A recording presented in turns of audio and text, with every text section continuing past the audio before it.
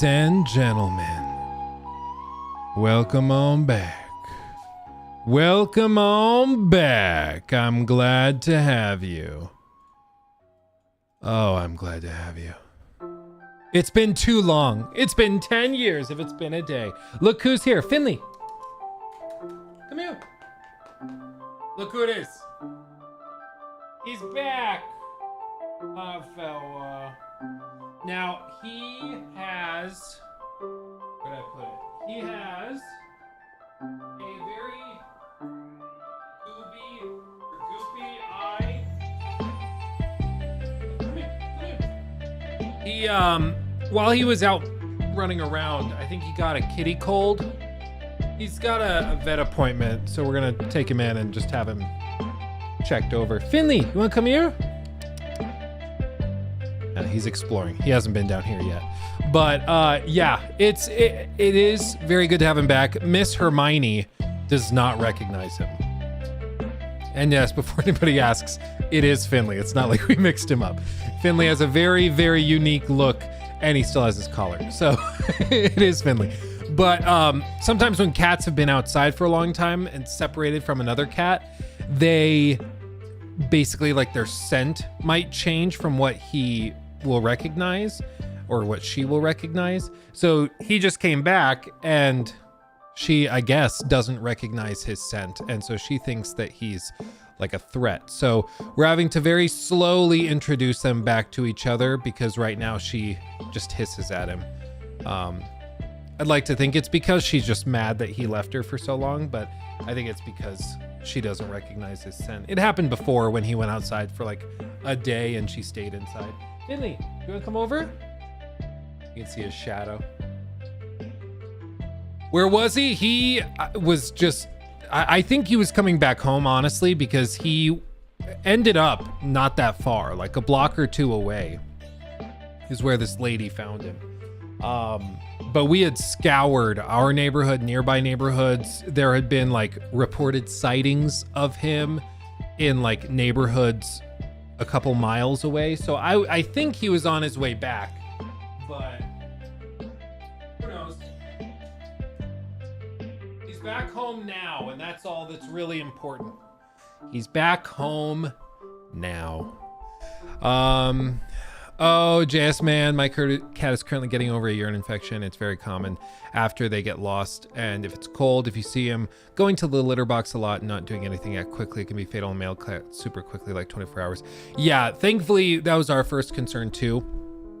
But all that it seems to be is that he's sneezing, and then his eye that already has, you know, the scar from when he was a kitten, it's just very cruddy. So we try to help him out, but yeah, he's got a vet appointment, so hopefully that will help remedy any other issues that he might have developed, because it was cold out while he was out missing. But yeah, we're gonna talk about Suicide Squad. We're gonna talk about Avatar because I was busy the last few days. We're gonna talk about the new Todd Howard interview with Wired. We're going to talk about Star Wars Knights of the Old Republic because the remake is a poopy. So sorry to everybody who feels devastated about that. Last of Us Part 2 had a leak. It's coming to PS5. It looks like Bethesda is walking back schedules for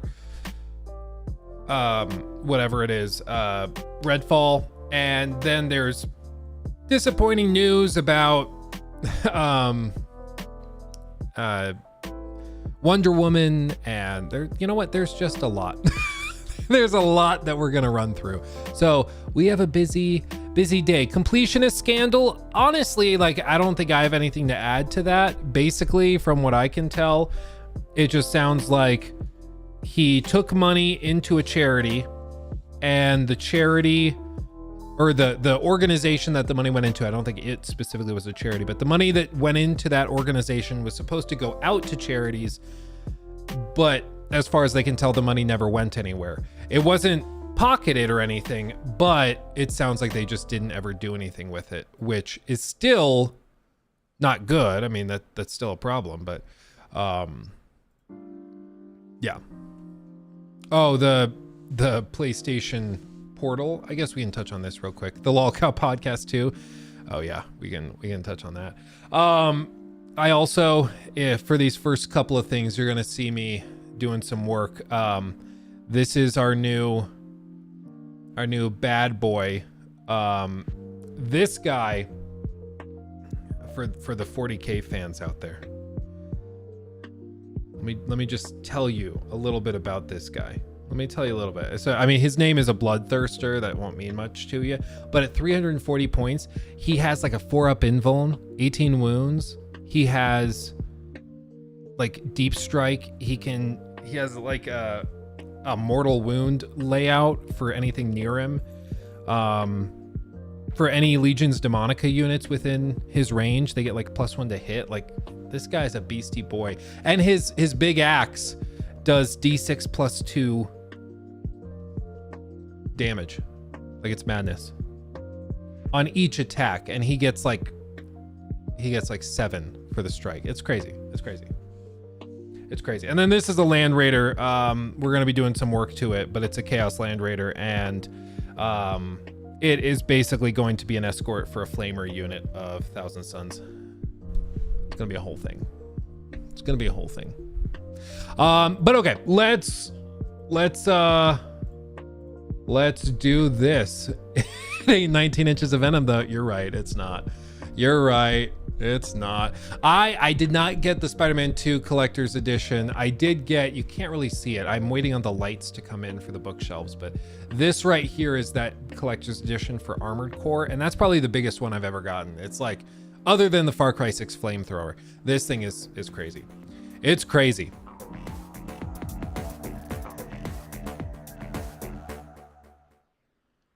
JPIK donated $5 through Super Chat. Thank you. Hey Luke, longtime lurker, first-time donator. Oh, thank Hope you. your family is doing okay after that really hilarious troll, funny goof, literal crime. Yeah, literal crime.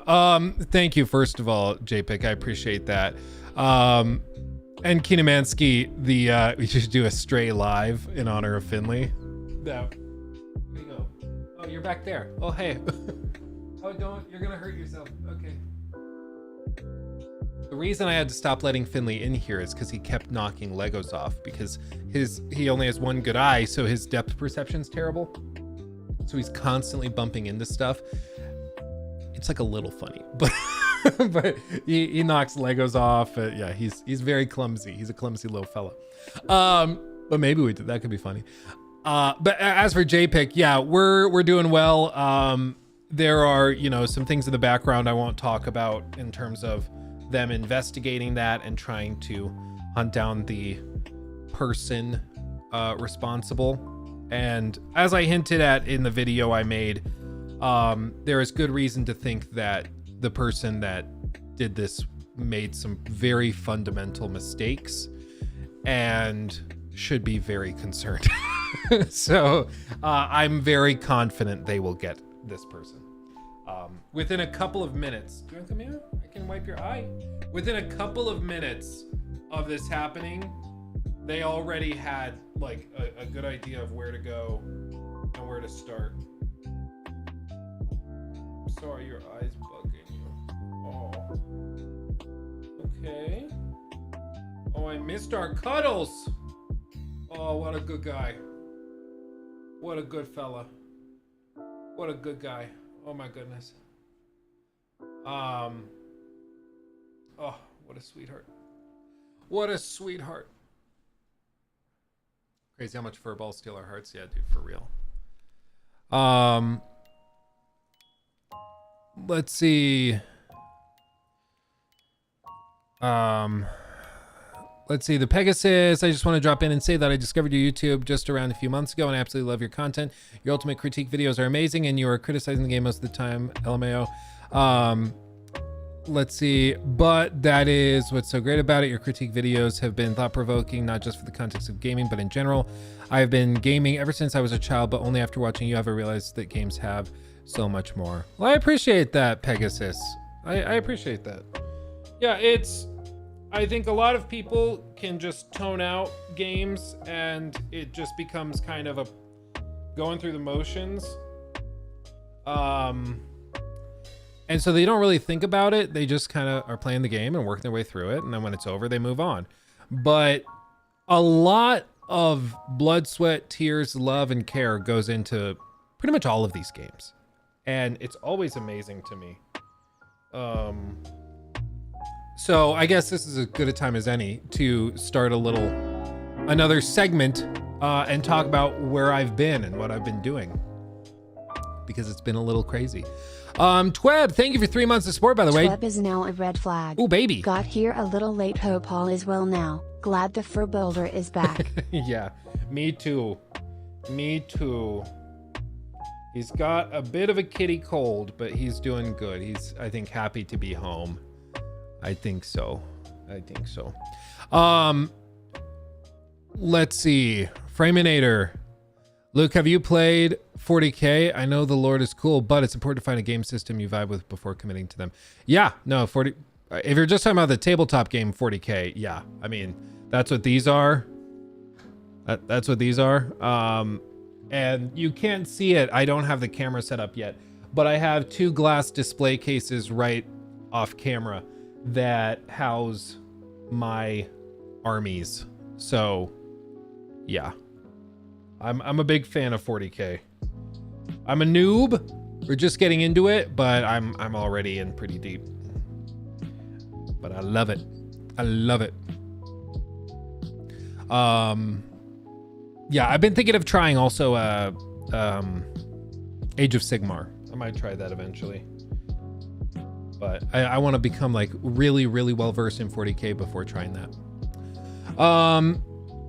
Thoughts on Star Wars Outlaws? You know, I think that's a good segue to just get into all of this. Okay, so let's do this. What I'm going to do, guys, is I'm going to turn down the notification sounds for donos, tips through the link tree, memberships and all that. So the notification sound will drop. You'll still see it pop up on screen, but while we're doing these segments, because we turn them into like TikToks and stuff, I'm just going to try to make the noise element at least less disruptive, to make the job of my editors a little easier.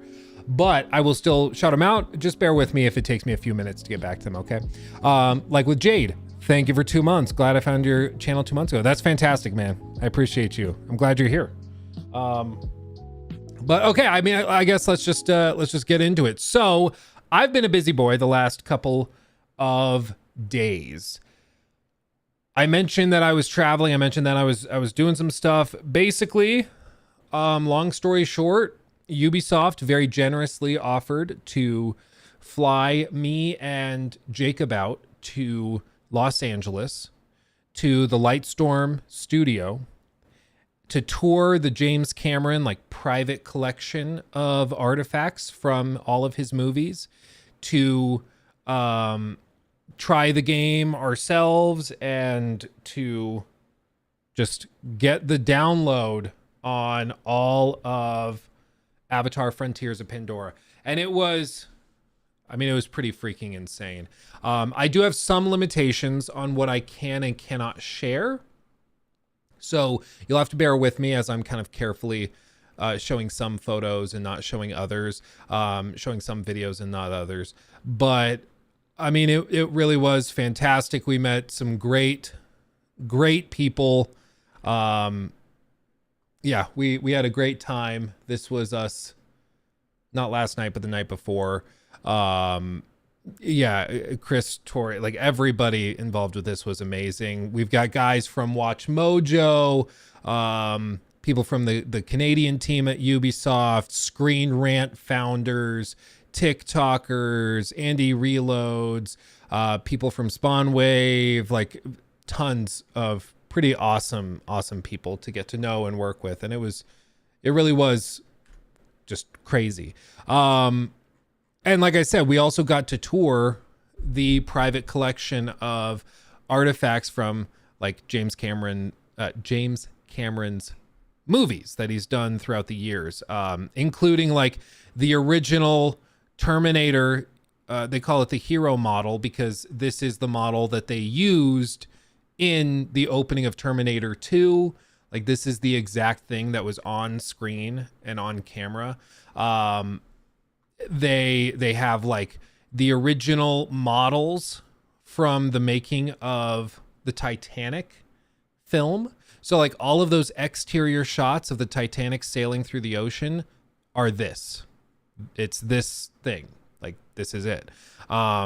They had a couple of other really cool things. Where is it? Oh yeah, they had this, which is the original Oscar for Best Picture for Titanic that it won. Like you get an idea of the scale of the damn model here when we're standing next to it. It's massive. They also have the torn down or like sunken variation of it. Where's that picture? Let me see if I can find it.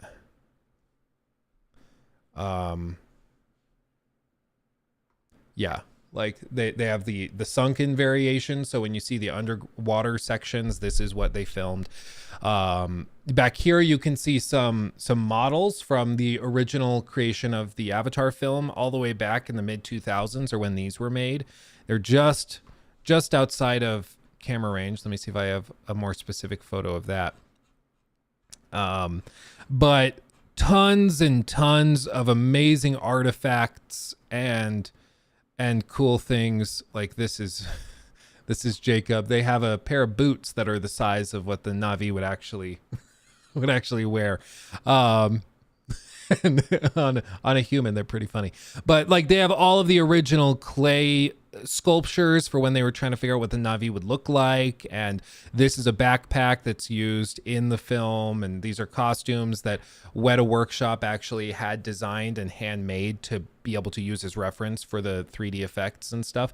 Like the level of detail and care that went into those films is absolutely mind-boggling. I mean, you don't realize until they show you like just how many little pieces go into creating a film like that, you know, or like in Titanic, all of those engine room scenes are filmed, with a couple of little exceptions, are all filmed using this model that they had in this little private collection.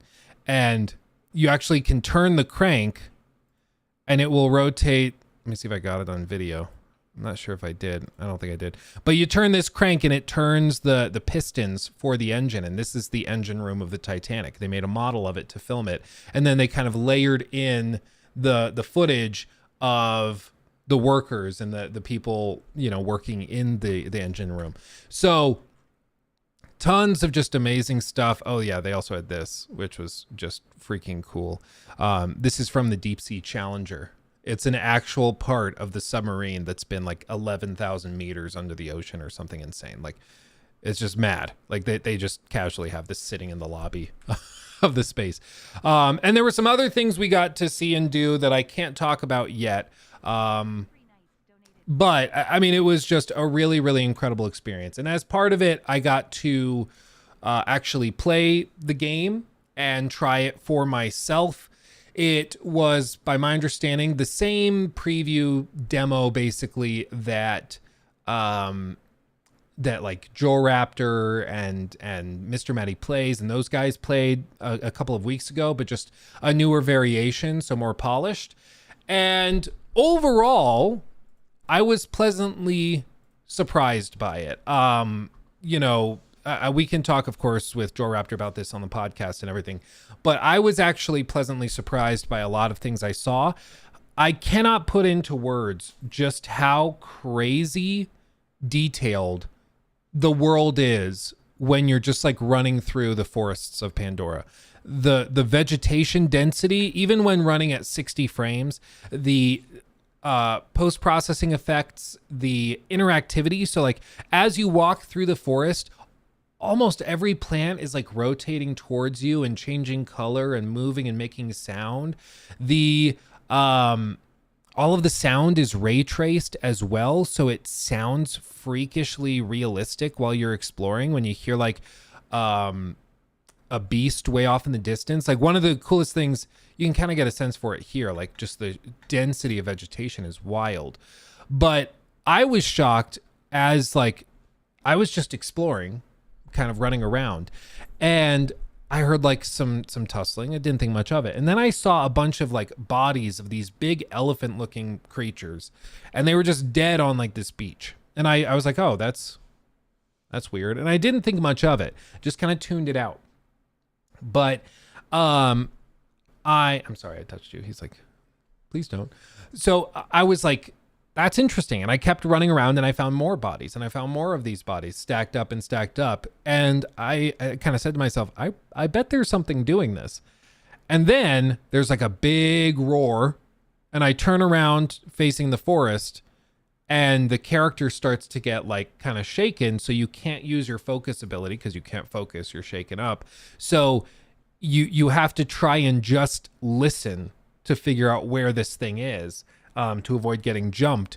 And it was a really cool dynamic event that happened just while exploring, to see something that happens and be like, I wonder if something is doing that, and then to find it and for it to kind of appear in a really organic way.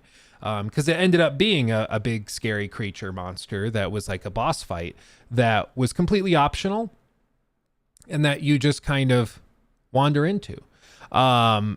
So like that was really cool. I know Joe Raptor had mentioned that he didn't like some of the tedium when it came to interacting with things. So when you are like picking a fruit off of a tree, you can just press a button and it'll just yank the fruit off and it's fine.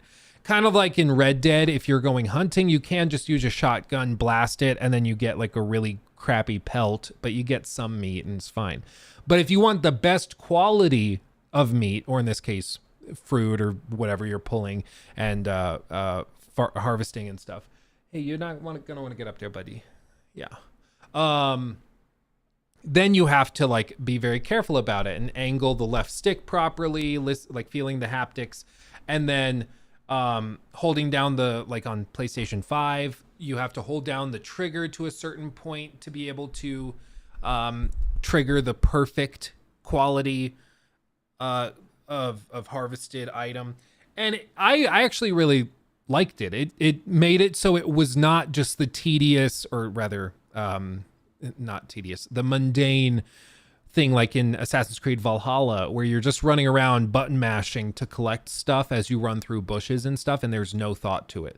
I personally don't like when things are that mindless, when they're dumbed down to the point where you just are button mashing to just quickly collect something and move on. Or like, I think in Assassin's Creed Odyssey, you can literally ride your horse over like a carcass of an animal and skin it, collect the meat without even having to get off of the horse.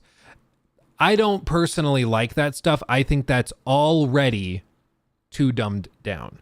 But for some people, having a little bit higher requirements, making it so you have to go and there you go. Having it so you have to go and carefully collect items in order to get the better items, for some people that's just too much and it's too tedious, and they don't like that. And I understand both sides of it. What I will say though is I actually liked gathering. I liked foraging. I thought that it having a little more effort involved made it less repetitive and less boring and monotonous, which is what I was personally most afraid of, was that it was going to be like, collect 3 of these plants and you just run up to them, tap triangle, and then go find the next one. It was actually like certain plants, if you want the premium ultra whatever rare variant, or I think they call it pristine, if you want the pristine version of, say, this fruit that you're picking, you have to pick it at the right time of day. You have to pick it when the weather is right, because the dynamic weather system is just crazy. Storms blow in and then it gets sunny and then it's nighttime and it's cold and windy. You know, there's a lot more nuance to the system that people have not really considered or thought about. My eyes are going to be so itchy because I'm pinning you, but it's worth it. So I really like that. As for combat, the AI definitely is not anything to write home about. I thought it was fine. One of my concerns is that the difficulty was pretty varied. The first base I cleared was not related to the main story I was on, or the point of the main story we were in. So I just went, found a base or an outpost, kind of like the one that you see right here, and I cleared it myself, and it was very, very easy. But then, as part of the main story, I went to another outpost to clear it, and it was way more difficult. It was, it actually required some effort and consideration to clear. So that was really cool. But I'm concerned that the difficulty is going to be all over the place. I hope that they are able to balance it a little bit more. Did the first person aspect bother you at all? Not at all. I mean, I think I understand some people don't like first person shooters, and that's okay. You were never going to like this. But no, it did not bother me at all. I mean, I think being upset over it being first person versus third person is silly. And frankly, I think first person, after playing it, I think first person was the right call. Just in terms of like scale of the Na'vi versus the humans to like everything else you're doing, I think third person would have been more disruptive than beneficial. Even down to like when you clear an outpost and you want to go in and like search for loot inside, like you have to crouch down to go through the doorways because they're scaled for humans, and you're a Na'vi, you're 10 feet tall. So of course you have to crouch down, and little touches like that were really, really cool to see.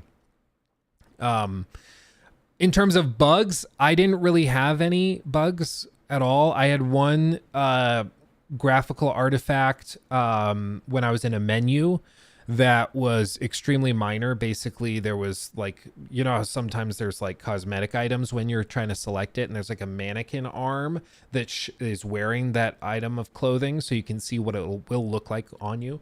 That mannequin arm would just like turn purple when it would stop moving if you use the right stick to make it stop moving. But kind of an afterthought. I didn't have any crashes. I didn't have anything I would consider a bug. There was pop-in a decent amount, but my understanding is this is a pretty old build, so that's not really surprising if it's from earlier this year. And then beyond that, like I even started to tune out the pop-in pretty quickly once I started playing, so it really did not seem like it was that big of a deal to the player at the end of the day. But still worth noting. As for other things, story-wise, honestly, we didn't get enough of a big sliver of the story to really say much about it. The section that I got to play, I mean, I will say the cutscenes I thought were very well acted. I thought that the performances were really solid. As for the actual writing in the story, though, I didn't see enough to really decide whether it was good or bad. What I will say is, after having, and again, I can talk about this more in probably a couple weeks. I don't remember exactly when, but whenever the embargo for all of this lifts, I can talk about it more. But from everything that I saw, at the very least, I can say that they are like, one of the biggest concerns for a lot of us was that this was just going to be a quick movie tie-in cash-in, right? That's what everybody is really worried about when they hear that there's a movie game that's coming. They're just terrified it's going to be another thing like that. That's not what this is. Like, and to anybody who thinks that this is just a quick cash-in on the Avatar franchise brand, I will tell you right now, that is not what this is. That is not what this is. They have been working on this. I think they said the first pitch they made to James Cameron's team was 8 years ago.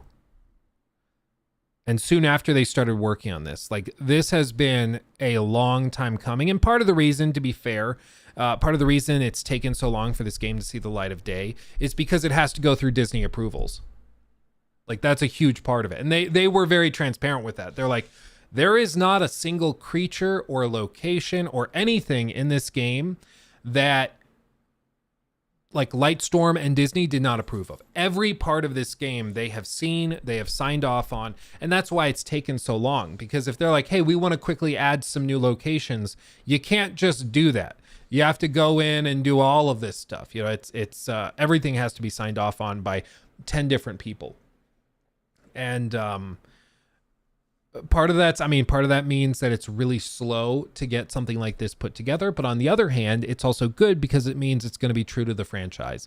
And they were also clear that this is considered canonical. Like everything that you're seeing in this game, they want to be able to pull into the movies, and they want to be able to refer to things that happen in this game in the films, and it's all part of the universe. It's not like this is some redheaded stepchild, or black sheep of the family. This is part of the Avatar universe, and they were very, very clear about that, which was super cool. As for other things, haptic feedback was shockingly good. That was probably one of the most impressive things, is the haptic feedback on the controller was wild, like down to feeling the leaves and the brush as you run through it, to the rain falling. Like it felt like you could feel the rain falling on the controller. Like whatever magic wizardry they did to get the haptics working the way they have, it's absolutely crazy. Like even if you're playing this on PC, use a DualSense controller. It really is that good. It totally changes the experience. I will also say, like, most of the footage we've seen, like even this I'm looking at right now, highly compressed. The game in person looks ridiculous. So I will stand with Mr. Matty Plays on that one. Actually, I don't think he played it in person. But in person, playing it direct, not even like streamed, it's a gorgeous game. Other stuff to say, I guess we could mention like the in-game store and stuff. It looks to be pretty much approached the same way Valhalla was. So they have, for example, they're going to do lots of cosmetics, I'm sure, where it's like, hey, you want this Navi skin? It's $10 in the store and it comes with a unique weapon or something. Like they're going to do stuff like that.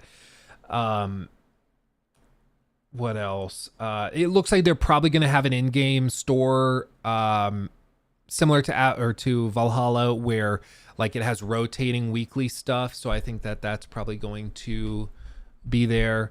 What else? Fidelity or performance. They could not say anything specifically about like resolutions or about specific performance mode, quality, anything. Like naturally they're finalizing that stuff, so they didn't want to say anything one way or the other. It was also, no, I can't talk about that. I'll talk about that in the future. Yeah. There was something else really funny that happened, but I have to wait to talk about it. I will talk about it, I swear. But yeah, we'll get there. We'll get there in the future. What else was there of note?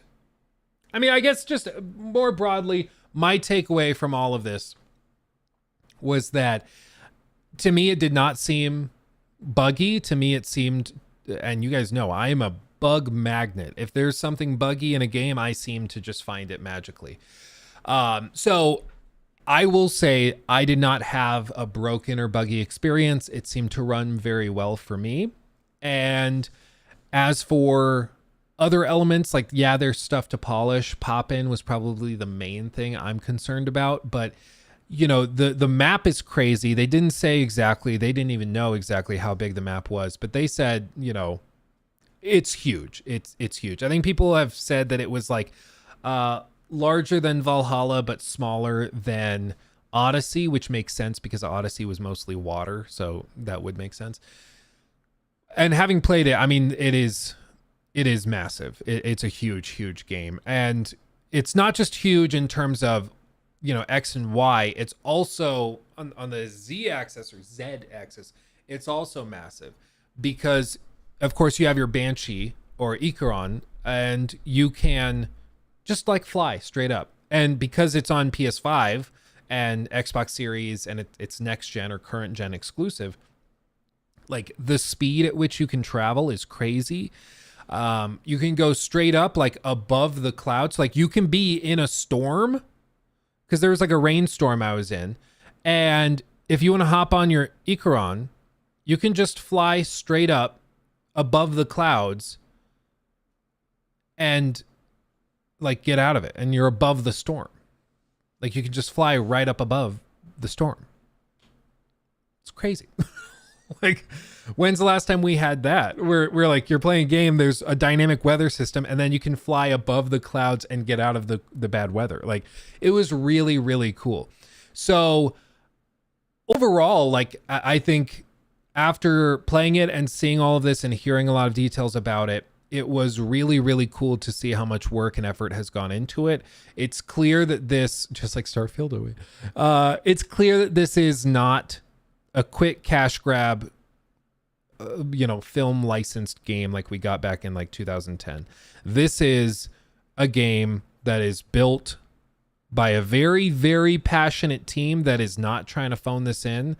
And honestly, like, boiling it down to, it's just Far Cry with Smurfs. While that's very funny, I think that is painfully reductive. And I would encourage you not to whittle it down just like that, because you might end up missing out on a game that actually looks like it'll have some really interesting stuff to offer, especially if you're a fan of the Avatar films.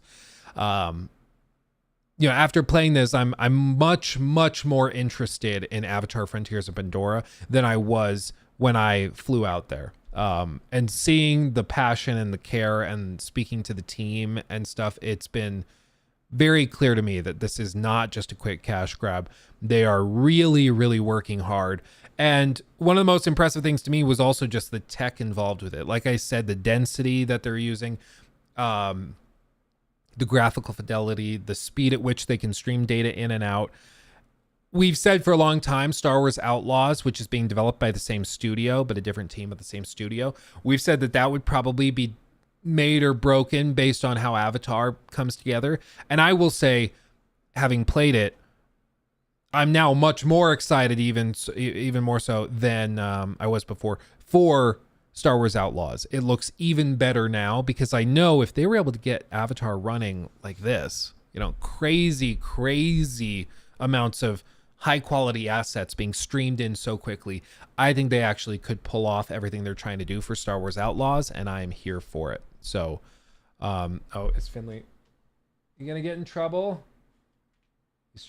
He's trying to go back behind the window. Yeah, there's a window back there in case you guys didn't know. So yeah, all told, we're going to remain skeptical, but this is one of those instances where it's a piece of evidence that we can point to and look at to inform our opinion moving forward. And at this point, having tried it and seen it myself, I am more impressed and I'm much more confident in their abilities than I was before. Did you just break something? He pokes out all embarrassed, like, what? No, you look guilty, dude.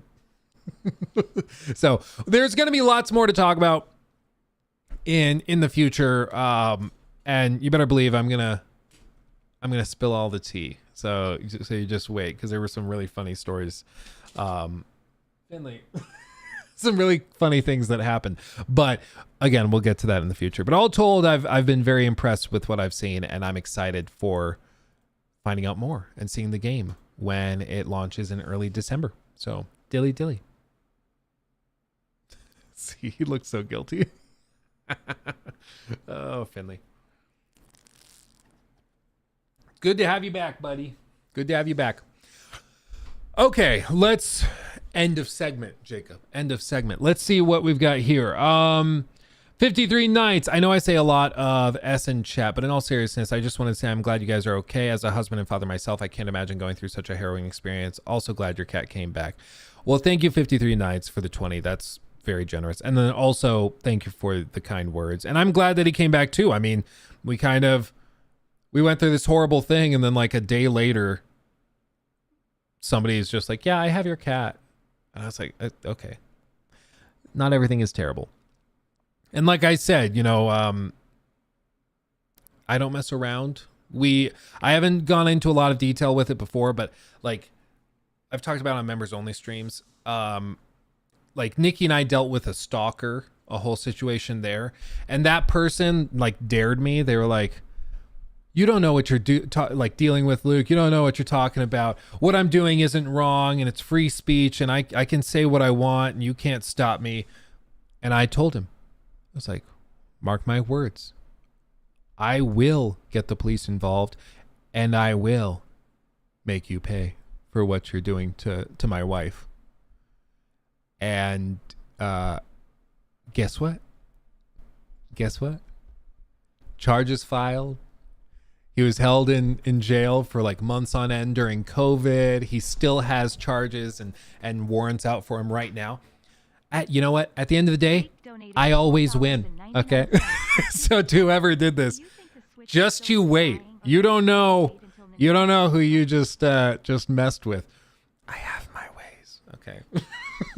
That are all, of course, it's mostly just me entrusting all the information I can to relevant authorities who are incredibly capable and amazing. These guys are fantastic. And yeah, I mean, at the end of the day, they wasted the time of 2 police departments that sent dozens of cops out, all told across everything. They wasted many people's time, effort, a lot of money for multiple police departments, sheriff's departments. And while I'm pissed about it, those guys are livid, and they're not stopping. I have a call with them later today to go over some stuff. And like I said, there's reason to think that whoever did this made some pretty basic mistakes. So if I were them, I would be very, very worried. And it makes me giggle because I know that their day is coming, and it's going to be hilarious when it comes. The police don't like having their time wasted. That guy is going to have a rough time when he gets found.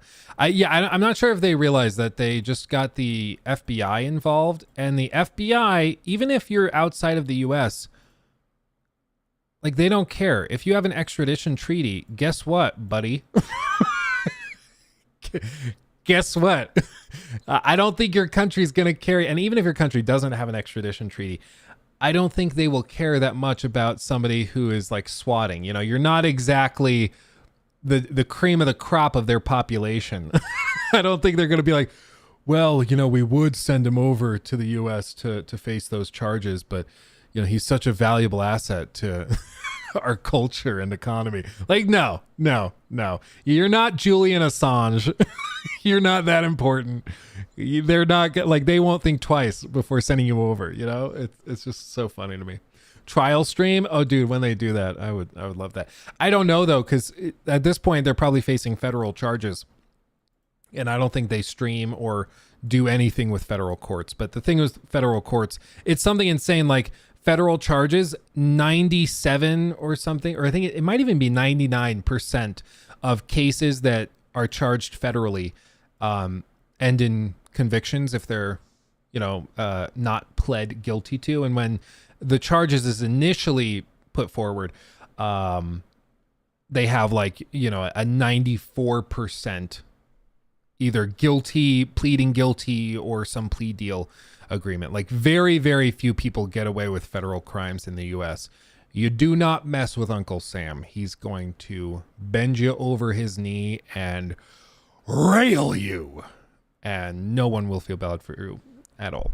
Everybody will be laughing their heads off. Egg Harry, also thank you for the sub with Prime. Appreciate you, my friend. Vance Darkhurst, thank you so much for the sub with Prime, my friend. That is fantastic. Glad to have you.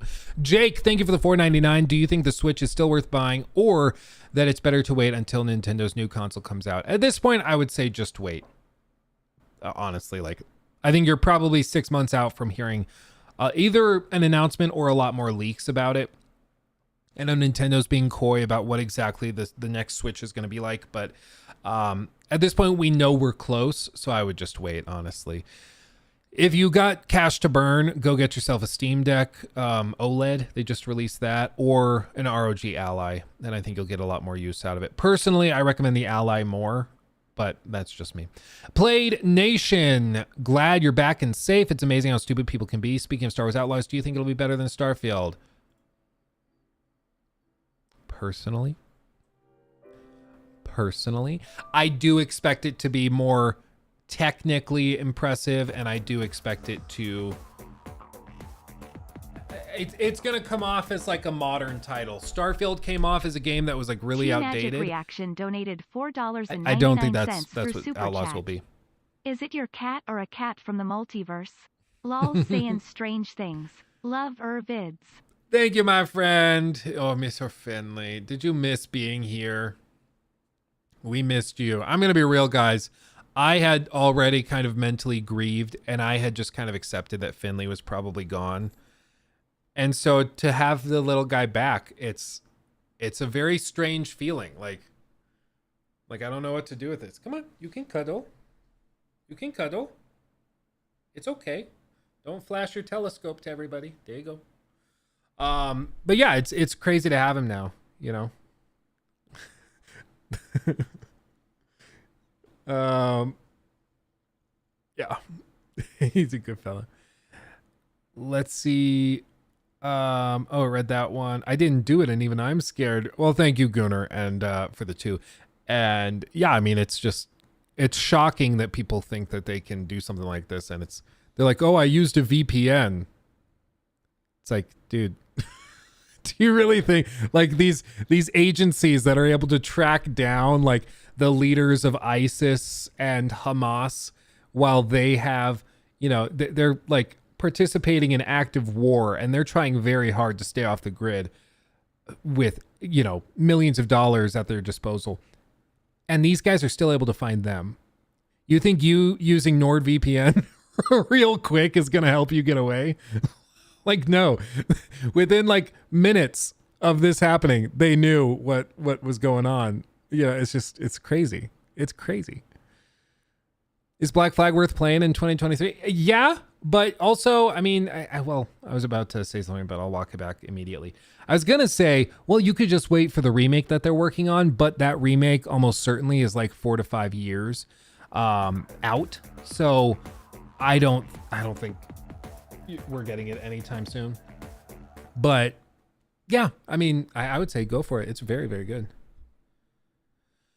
No, Drenner, not yet. Well, I haven't called them today. But everything they've told me, they are very confident, and I'm very confident that this person is going to get got, because they made some pretty stupid mistakes, which is, you know, it's noob hour, basically. Noob hour.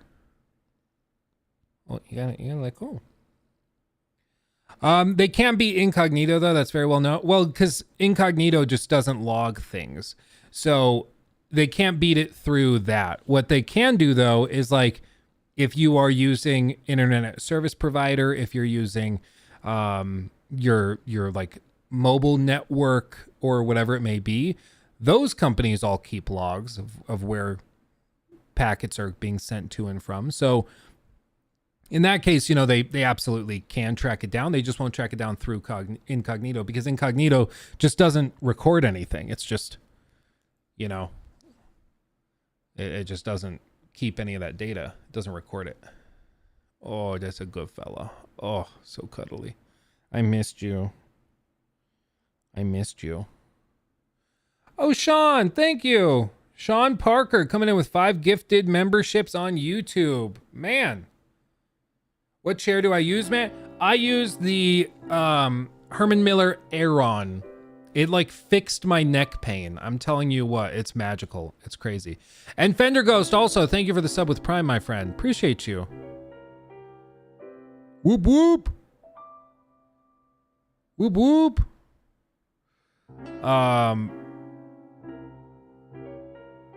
Yeah. That's fantastic. Yeah, Finley loves the daddy cuddles now that he's back. Yeah, he's always been a cuddly guy. And that's why it was so weird when he ran off, because it's like he likes, like if he doesn't get cuddles once an evening, he throws a fit. Like he actively throws a fit. He will walk over, he'll like scratch something and then just turn back and look at you. He's like, he's like a toddler. It's great. It's so funny. But with like him being missing, I was like, something's got to be seriously wrong if David he's Bryant wandered is off. now a red flag. Thank Love you. Man, glad you're safe. Glad your Kit Kat is back, and don't forget you're the absolute best. Oh, thank you, my friend. And 13 months. Gee whiz.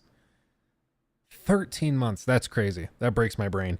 And yeah, thank you, my friend. It's wonderful to hear all the kind words. And I mean, the support has been crazy. I had people I've not spoken to from like my personal life in like probably the one that reached out the other day was like from IRX 8 or 11 9 is years now a ago. red flag. It's crazy. Hopefully everyone is doing well after your crazy week. Congrats on finding him. Yeah, thank you. We're glad to have you, Mr. Finley. Everybody's so glad you're here. Everyone's so glad.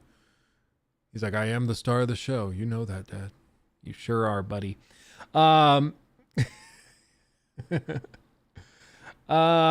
I consider throwing Christmas decorations in the background? I know it's a lot, just a thought. Oh, yeah. No, I'm just taking one kind of task at a time. So the next thing I'm doing is I've got to I have these like little puck lights that just look like big silver dollars. And those are going to go up on the underside of some of these shelves so that these things are illuminated and lit. Because right now you can't really see anything. So we're going to get those up. And then once those are up, I've got to figure out how to light this stuff, the Lego sets. And then after that, I have to figure out, I think we could do Christmas decorations. I think absolutely we could do that. I wish he could talk so we could find out about his adventure for a week. Yeah, I really don't know. I don't know what he ate. I don't know what he did. I don't know where he hung out. There were sightings, like I mentioned, in neighborhoods a little ways away. Red flag. So I think he was off Glad wandering to see around. you're well, Luke, and hope your wife and kids are doing good, and even better, it seems justice has prevailed. Heart, Yeah. heart. Thank you, my friend Kush. That's wonderful. 6 months. Dilly, by the way. And yeah, everything's settling well. Everything's going well. Yeah, you think you can break me? I'm just getting started. You don't even know. Oh, he sneezed. Are you okay? Okay, new segment, Jacob. New segment. Let's do this. So, for those of you that have not heard of it, basically the PlayStation Portal is an interesting little device that Sony released that I have been very skeptical of. As I think the technical term is, I've been a skeptiboy. And some people have reviewed it, and that's what this video is that you're seeing here. We're going to play it with volume here in just a second because this reveals something really shocking about the PlayStation Portable. Basically, what this thing is supposed to be is a remote way of playing games off of your PS5. So it doesn't use PlayStation Now. It does not use xCloud. It doesn't use any other service than that. It just streams from your PlayStation 5 to this device. That's it. Now it can stream from like miles and miles away, from states away. It could stream from your home PS5. The only downside would be that, latency would be a thing, but it can do that. So it's supposed to be kind of the ultimate portable way of playing your PlayStation games. Cool idea, right? There's a couple little weird things about it, such as the price point. There's other things that have frustrated some people. But at the very least, I was like, the lack of cloud computing support is a bummer, but I can still see why people might get it. But we found out something that is wholly unacceptable as far as I'm concerned, okay? And that's what I'm going to play, okay? Flag. I made it to 2 months. I don't know what do or what say. Story of my life, basically. Love you. Keep up the good work. Thank you, my friend. And 2 months. Yeah, we're on our way. Thank you. Cheers. So this is from the Black Viking, I think it's from the Black Viking. I'm not sure exactly who did this. I'm not familiar with their stuff, but whoever this is did a great job on this because nobody else has talked about it. And I don't know why, because this is a huge deal. To me, this is an ultimate deal breaker, full stop. This makes this product almost entirely useless for anybody traveling, which I thought was the point of this. Oh, wait. Where's the audio? Unmute it. Okay, try again.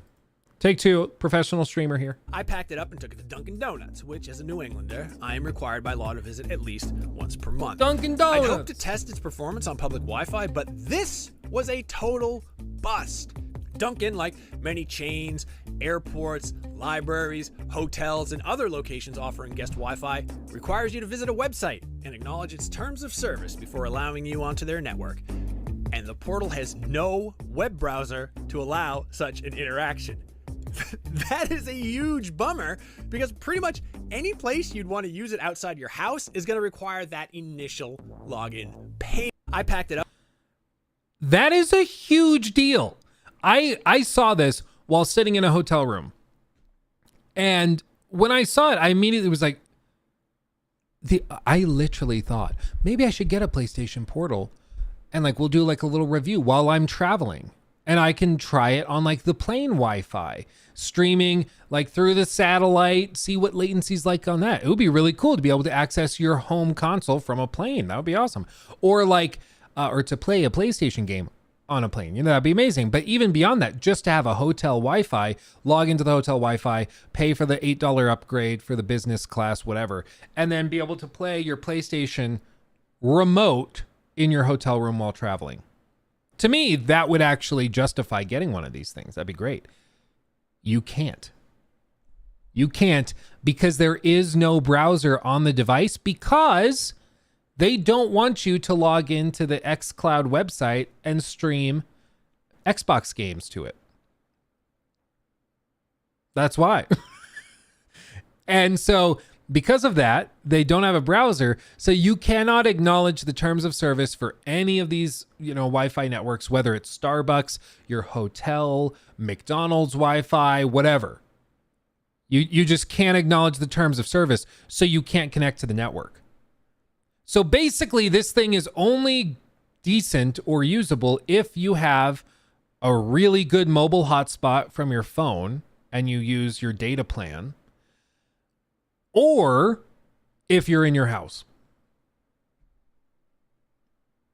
Now, I know some people have said that this would be the ultimate pooping companion to be able to play your PlayStation 5 games while sitting on the toilet. And personally, I don't know what the deal is with some people, but like, I'm not sitting on the toilet for hours on end. Like, it doesn't really have that much use to me. I'm like, by the time I would sit down to do my business and like turn it on, log into the game and start playing, I'm probably done. Like, you go in, you do your business, you get up, you leave. Like, I'm not sitting there yo-yoing stuff. £4.99 through Super Chat. Bro, the device is awesome. Have an ally in deck and this is better. Course they will update it with a firmware update. SD only just got contrast. Okay, Treble. You know I love you. You know I love you. But you just said this is better than an ROG Ally. I think that's cap. I think that's cap. I mean, I'm glad that you're finding use for it, of course, and thank you for the 5.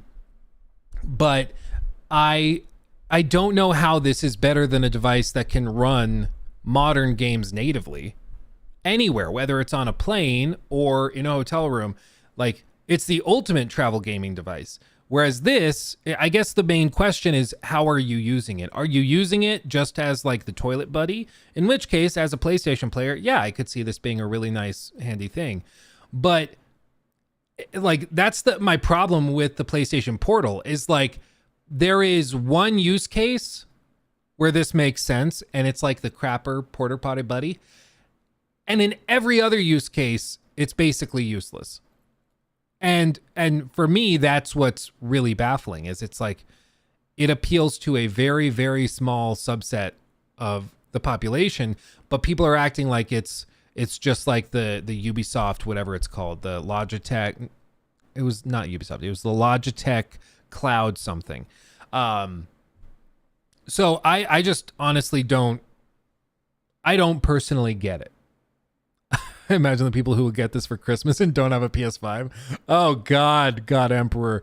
That would be that honestly, that would be really, really funny and also really sad at the same time. It's like one year I remember I had gotten a PS4.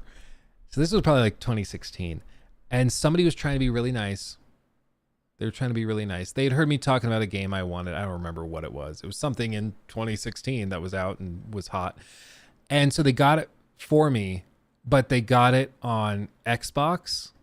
And at the time, I didn't have an Xbox One, so I couldn't play it. And I was like, but they were so excited for me to open it. They were so pumped. And I didn't want to take that away from them. So I was like, yeah, I can't wait to try it. Like, how do you sell it? Oh man, it was heartbreaking. I think we've all been there. Where it's like, you don't want to hurt their feelings, but it's also like, oh, it's just funny. It was funny. But yeah, I don't know. Again, with the PlayStation Portal, I can see why some people would say that this is a great fit for them. So faking donated $5 So faking. But honestly, for me, I'm looking at it and I'm like, if I bought this thing, I think I might use it for 20 minutes on the day I bought it and then seriously never touch it again. Like never touch it again. Yeah, the poop station portal. Yeah, it's like maybe for some people I can craft situations where it could be a good fit, where like you have one TV and your PS5 is connected to that TV in the living room, for example, but then your partner or spouse or whoever, or maybe you have roommates, they want to use that TV like commonly and frequently. Maybe they play on an Xbox on it. So instead of removing the PS5 to like your room or something, you play on the PlayStation Portable so they can do their thing and you can be playing your PlayStation 5 game while in the house, so it doesn't take that up. And I can see that being a situation where this could be handy.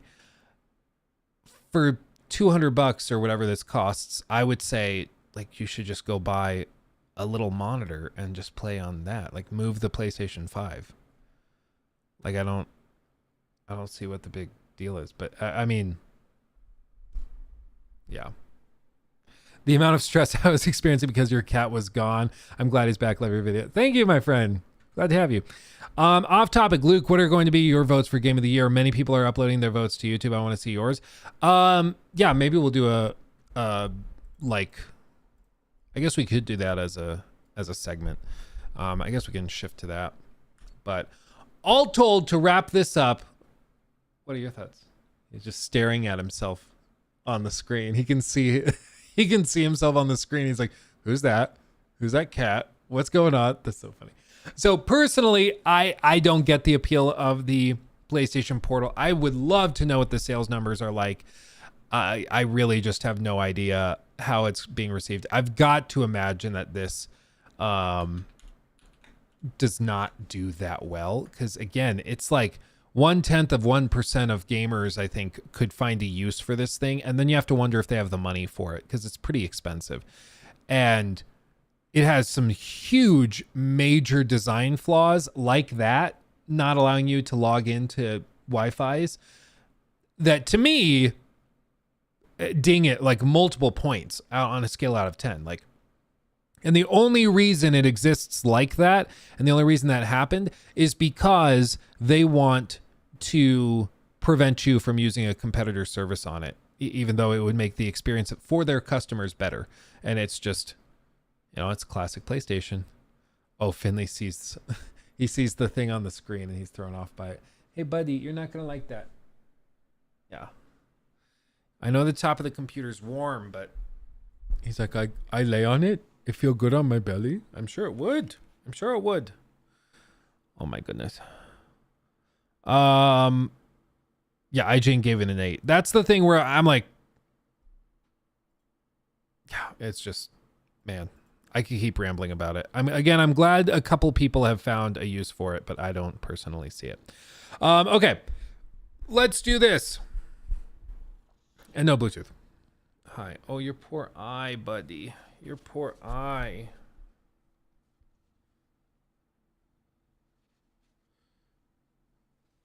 See, it feels good, I think, to get the crud wiped out.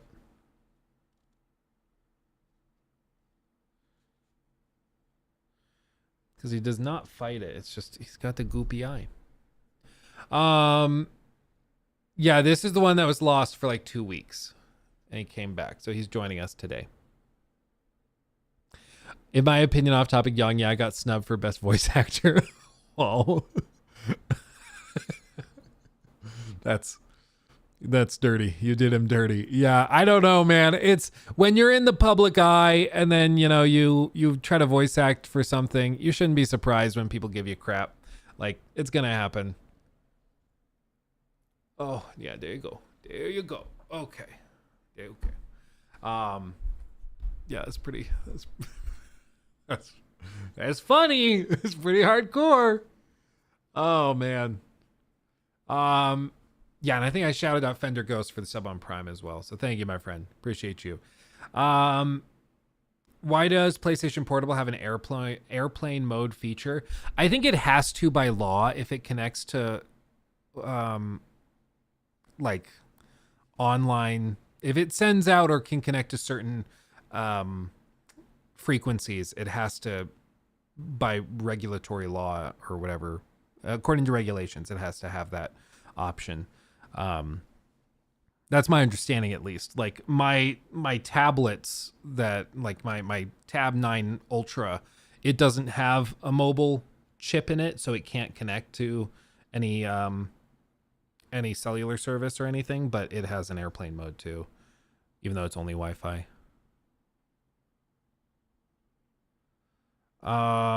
Let's see. Have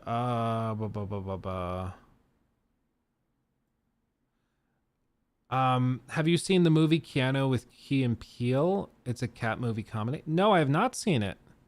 I love Key and Peele though. I love me some Key and Peele. Oh man, I was actually just watching clips of Key and Peele at the airport the other day. So that's funny you mentioned that. That's really funny. Imagine the people who will get this for Chris. Oh, I read that one already. Let's see. I want to make sure I haven't missed anything because you guys have been very supportive and very generous today. So I don't want to miss anything. So thank you. Okay. Let's do this. Let's vote on our Game Awards nominees. Now, I will lead this off by just saying this whole thing is kind of silly. It's kind of stupid. There's a couple of like snuffs that I just don't I don't understand them. Therefore, they are stupid. But so let me just preface this by this is just, you know, based on my opinions, of course. But like, for example, I think that the fact that Hogwarts Legacy did not get a nomination for anything at all is laughable. Like, I find that to be such an obvious case of them trying to avoid controversy, with none of the 120 journalists or whatever voting for it to be nominated for even music or art direction. You know, it's insane. It is literally the biggest game of the year by sales. Like, literally the biggest game of the year. And they just are pretending like it doesn't exist. It's really, really weird to me. So there's things like that. There was also the big oopsie where it looks like they nominated Dave the Diver for an like best indie game, but by almost every definition of indie game, it's not an indie game. So that was funny. But you know what? We're gonna do this. We're gonna vote now, and I will offer my thoughts, and then you guys can mock me roundly for how I vote. Game of the year nominations are pretty straightforward, nothing that shocking. Personally, I've been through this before, but personally, I'm not comfortable giving remakes game of the year just because I feel like most of the work that made the game incredible was done years ago by the original team. So it seems weird to nominate it alongside games where all of the work was done for this release. You know, like, not that they didn't do a good job with Resident Evil 4 remake, they did, but like the groundwork was laid many years ago by another group of people. So for me personally, it just doesn't hit like that. Yeah, let me sign in to vote real quick. What's it gonna make me sign in with? X. Okay, I'll sign in with X.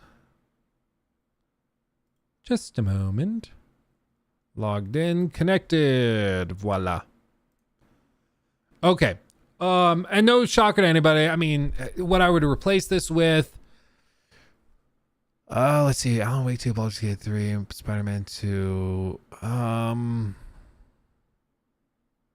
I think, honestly, I know it's a meme at this point. I do think Diablo 4 does deserve a nomination. It was a massively impressive game when it launched. They just kind of have stumbled out of the gate and struggled to keep it up. But that game, I mean, when it launched, again, everybody was hyping it up. Everybody loved it.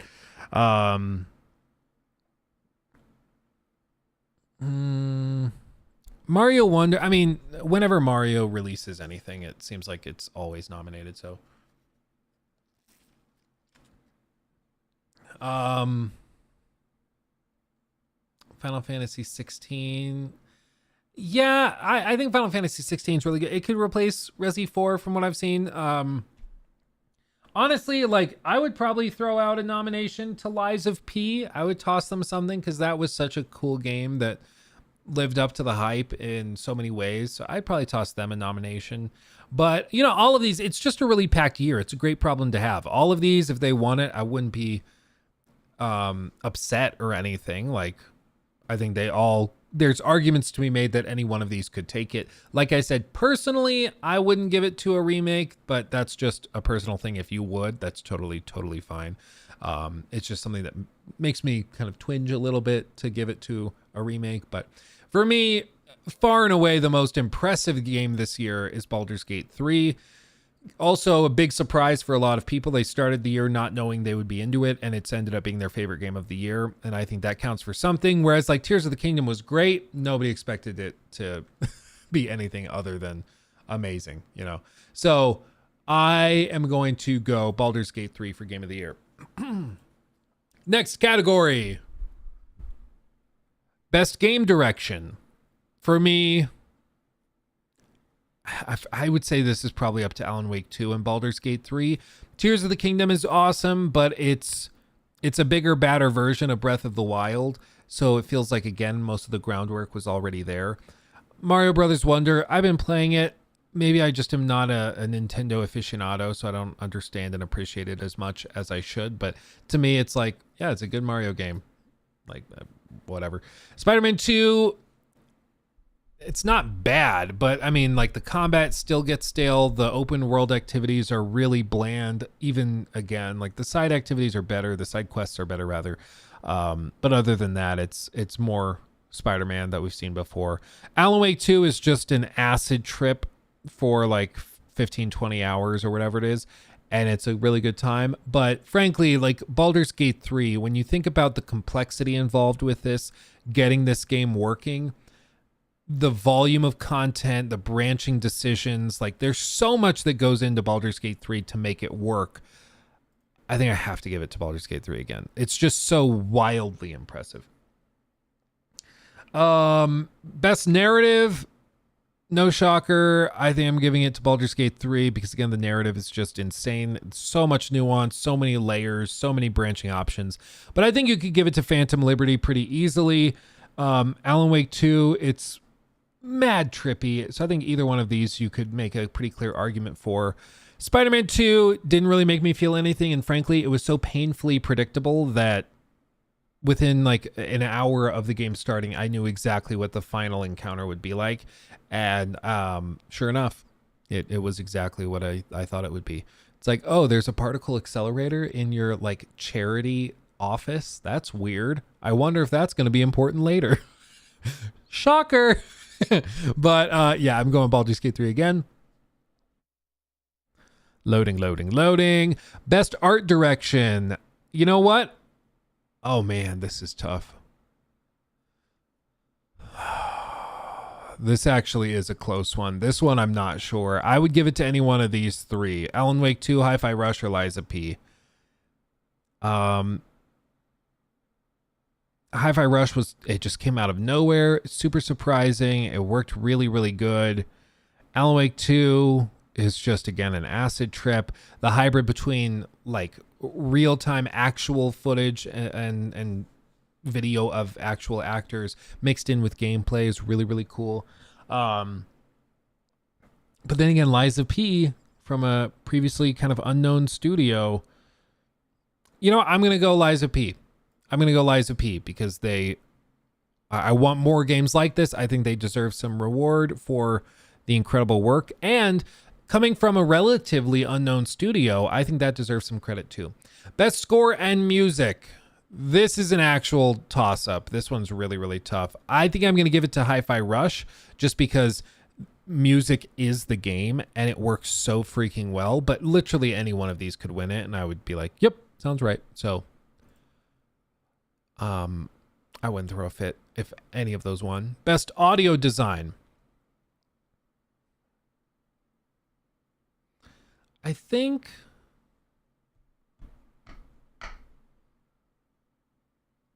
I'm honestly not sure. I'm between Alan Wake 2 and Resident Evil 4 because they both had amazing sound. I think I'm going to go Alan Wake 2 because they also had music balanced in perfectly. That thing, for those of you that played it, like 4 or 5 hours in, that crazy thing happens. You guys know what I'm talking about. It's amazing. It's fantastic. I love it. Best performance. Ben Starr, Final Fantasy 16. Cameron Monaghan, Star Wars Jedi Survivor. Idris Elba, Phantom Liberty. Melanie Liburd from Alan Wake 2. Neil Newbin from Baldur's Gate 3. Or Yuri Lowenthal, Marvel Spider-Man 2. I actually thought Yuri was very, very stiff in Spider-Man 2. I was actually kind of disappointed at a lot of the writing. I couldn't really tell if it was Yuri's performance or if it was the writing or maybe both, but I thought it was really, really stiff. I was kind of sick and tired of Peter Parker after like 5 hours. I was already like, oh my God, can you go away? Can I just play as Miles, please? I'm going to give it... I'm going to go Idris. He's so good. He's just so good. He's so hot right now. Hansel. He's so hot. So hot right now. Innovation and accessibility. This one I honestly have no idea. I have not seen any of these with accessibility options, so I have no idea. I don't know. I'll go... Does anyone know what had good accessibility options? Street Fighter did. I'll go Street Fighter. I honestly have no idea in terms of accessibility options. I haven't dug into them. Oh, Mr. Finley. Games for impact. This is basically code for games that we feel like are important, but that nobody's ever heard of. And sure enough, I think I've heard of this one because it was like the furry cartoon. But I haven't heard of any of these, honestly. Maybe Chia. I feel like maybe I've heard of that one. I don't really want to vote for furries, so I'm going to go Chia. Now, Luke, all the furries are going to come after you. Best ongoing game. Honestly, on the one hand, you could say like Cyberpunk, it made such an incredible comeback. It does evolve the player experience. But on the other hand, like, let's just be real. Fortnite did the OG thing. They had 44 million players in a single day. Like 44 million players 6 years after launch. Like, I feel like that has to count for something. I know it's Fortnite, lol, cringe, but like, Jesus Christ, that's wildly impressive. But you know what? Then again, they are making billions of dollars. So of course they're going to keep doing. You know what? But at least Cyberpunk 2077, they didn't have to keep working on it. And in fact, investors might have been very happy if they just moved on from it. So maybe, 2077 does get credit for sticking with it, even when maybe it didn't make a lot of financial sense and it was just burning money. They actually fixed it and delivered the product pretty close to what they were supposed to originally deliver like 3 years ago. So I'll go Cyberpunk. We'll toss that to them. We'll do that. Best community support. This is the funny thing. So when this was announced that Destiny 2 was nominated for this, they literally fired the entire community support staff. Like the whole team was fired, which is why it's so freaking funny that, they were nominated for this, because it's like, but they don't even have that department anymore. But okay. As for community support, I mean, I think I'm going to go Baldur's Gate 3 because with early access and all the feedback and tweaks they've made over the years, I think that deserves some shout outs. What else we got? Best independent game. Like I said, it sounded like Dave the Diver is not actually an indie game. So I'm going to go Dredge. Love me some Dredge. Call me Sir Finley. Best debut indie game, Dredge. What else we got? Best mobile game. There's no WWE champions? What? Phil is gonna be livid. Oh no. I'm gonna go Hello Kitty Adventure Island. I don't know any of those, but it's Hello Kitty, so I have to. AR VR game.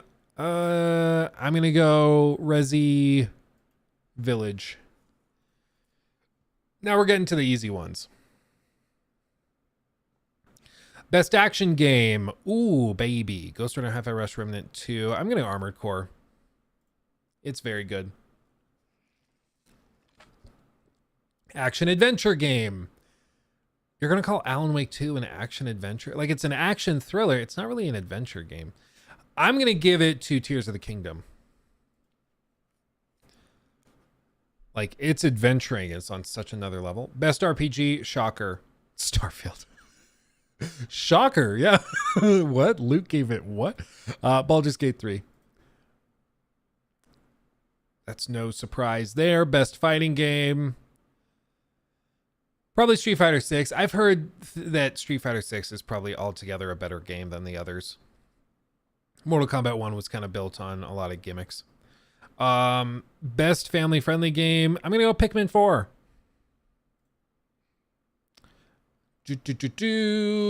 Best sim or strategy game. This one's tricky because City Skylines, I love city simulators, but the performance at launch was really, really rough. Company of Heroes started better at least, but Pikmin 4 also... I feel like giving it to these is weird. I'm going to go Pikmin 4 again. That's what I'm doing. You can't stop me. EA Sports FC, Formula 123, Forza Motorsport, Crew Motorfest. I only played one of these, so I'm going to just vote for the one I played. Sorry, not sorry. Best multiplayer game. Baldur's Gate 3, Diablo 4, Party Animal, Street Fighter 6, or Super Mario Wonders. I mean, I'm going to go Baldur's Gate. We've started with my college friends from back in the day. We've started weekly going through a campaign together, and we have one friend that hasn't played like any Baldur's Gate, so he's the main character and he makes all the big decisions, and it's been a good time. It's been a very good time. Let's continue on. Best adaptation. Did anybody watch Gran Turismo? Did anybody? I don't know a single person that went to see this, but I don't know. Maybe it's just me and my bubble. Super Mario Bros. Movie, better than I thought it would be, honestly. Princess Peach at the end of the line. It's so good, dude. I love that movie. But Last of Us, I have to give it to The Last of Us. I was very skeptic boy of The Last of Us, but man, they did a great job with it. And Pedro, ooh baby. Most anticipated game, Final Fantasy VII Rebirth, Hades 2, Like a Dragon, Infinite Wealth, Tekken 8, or Star Wars Outlaws. Yeah, this is purely because GTA 6 was not officially announced before this. Otherwise, this wouldn't even be close. But I'm going to go Star Wars Outlaws. That's what I'm very much looking forward to. Hello, do you want to cuddle some more? Content Creator of the Year. People make games. I've heard of them. And they make good documentaries if they are who I think they are. All of these others, Iron Mouse, no clue who that is. Quackity, no clue. Spreen, no idea. Cypher, I have heard of him. Oh, excuse you. But I've never watched any of his stuff, so I'm going to go People Make Games. Okay. Next category. Best esports game. Counter-Strike 2, Dota 2, League of Legends, PUBG Mobile, or Valorant. I like Valorant personally, but I don't know. I don't play competitively, so I have no idea. Esports athlete. Never heard of anyone. Okay, somebody in chat, put a number between 1 and 6. Anybody in chat. 1 and 6. 2. Number 2 gets the vote. I have no idea otherwise. Same thing. Best esports team. 1 and 5. Somebody put a number between 1 and 5. Starting now. First number I saw was 6 and then a 1. Okay, 1. I don't watch esports. Can you tell? I have no idea who any of those people are. Esports Coast. Okay, again, between 1 and 5 starting now. I have to wait for chat to update. 7 is what I saw. Okay, 5. I saw 5. Okay. Okay, esports event starting now. 1 and 5. I see a 5 from Leo. Okay. Keep voting. Safeguard. Is that all of it? That is all of it. You've reached the edge. 404 error. So that is everything. That is everything. Honestly, out of the nominees, I think they generally were pretty good. I didn't like disagree with anyone. Were you able to see Finley? No, he's just out of frame. But yeah, this is Finley. So overall, I think the nominations were fine. A couple weird ones here and there, but generally I think they were fine. I just think like the biggest, most embarrassing omission is Hogwarts Legacy from every category. You can tell they were like, we just don't want to have to juggle that political hot potato, so we just are not going to touch it. Not gonna mess with it.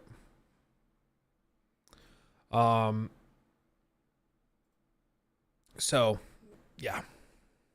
There's honestly some BS. Yeah, it's like, guys, come on. Like, I'm down for if you don't want to give it an award or if, like, I get that. But to pretend like it just didn't exist when it's literally the biggest game of the year, a brand new release from a new studio, like, what are we doing? The soundtrack, exactly. Like, to not even nominate it for music or best soundtrack is laughable. Or sound design. Like, come on. Like, nobody's buying that this was a good faith attempt at nominating things in earnest. Like, come on. Come off it. But you know what? We're still losers and we're going to watch the whole thing anyways because we are, I guess, sycophants. So that's what we're going to do. We're going to watch the thing and we're going to do the thing, and I don't know if we'll live react to it or what, but we'll be watching it and hanging out. Rock Oi, thank you, my friend, for the sub with Prime over on Twitch, my friend. Thank you kindly for that, baby. Brandon Reyes, thank you for the $5 as well. How do you feel Cyberpunk nominated as best ongoing game, considering the devs just said they're done with content for the game for now? I think it's like as of, like, it's up to this point. You know, I think that's kind of how we have to evaluate it. They are done with it, but I think it deserves credit for being dug out of the pit that it was in, because it was pretty deep in there and they didn't have to dig it out. You know, they chose to do that, much to the chagrin of some investors. So I'll give them that. Stefan, thank you for the 25 Ronin, I think is how you pronounce it. Hi, Luke. Hope you and the family are okay. We sure are. Thank you, my friend. Do you think an expansion of the year prize would make sense because Cyberpunk 2077 is not the best ongoing? I think that actually could make a lot of sense. If it was like best expansion or best update or maybe most improved game of the year, you know, that gets kind of funny because then you're like handing out awards to games that like were terrible and now are pretty good, which would be really funny. But then again, I think they should deserve, like, they should get some credit if they saved a game that was terrible and turned it into something that was pretty good. Like, I think that should deserve some credit. So I wouldn't necessarily be opposed to it. But yeah, I think there could be another category. I think they should scrap the esports stuff. I don't know anybody that's like that cares about that. And I mean, they always announce the winner of like the esports awards in between commercial breaks. Like, it's an afterthought, or they'll announce it in the run up to when the event starts. Like, why even have it then if you're just going to quickly shove it out when nobody's paying attention, you know? It's kind of weird that they do that. I do. Okay. Symbolic. We found you. We found the person. that cares. It's okay. I know esports is like, it's a pretty big thing, but like it's a pretty big niche. It's still a niche. Like I would rather them put in some extra categories for like, you know, best expansion or maybe like, I think it would be really cool to have like best quest of the year. Like to just whittle it down that much. Like which game had the most memorable quest of the entire year? Wouldn't that be a cool prize to give out? I think that'd be fun. I think that'd be cool.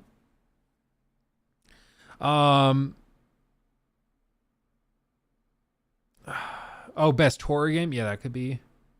Most broken PC port of the game? That actually could be really fun, yeah. Or like, yeah, best graphics or excellence in graphical fidelity or whatever the prize would be.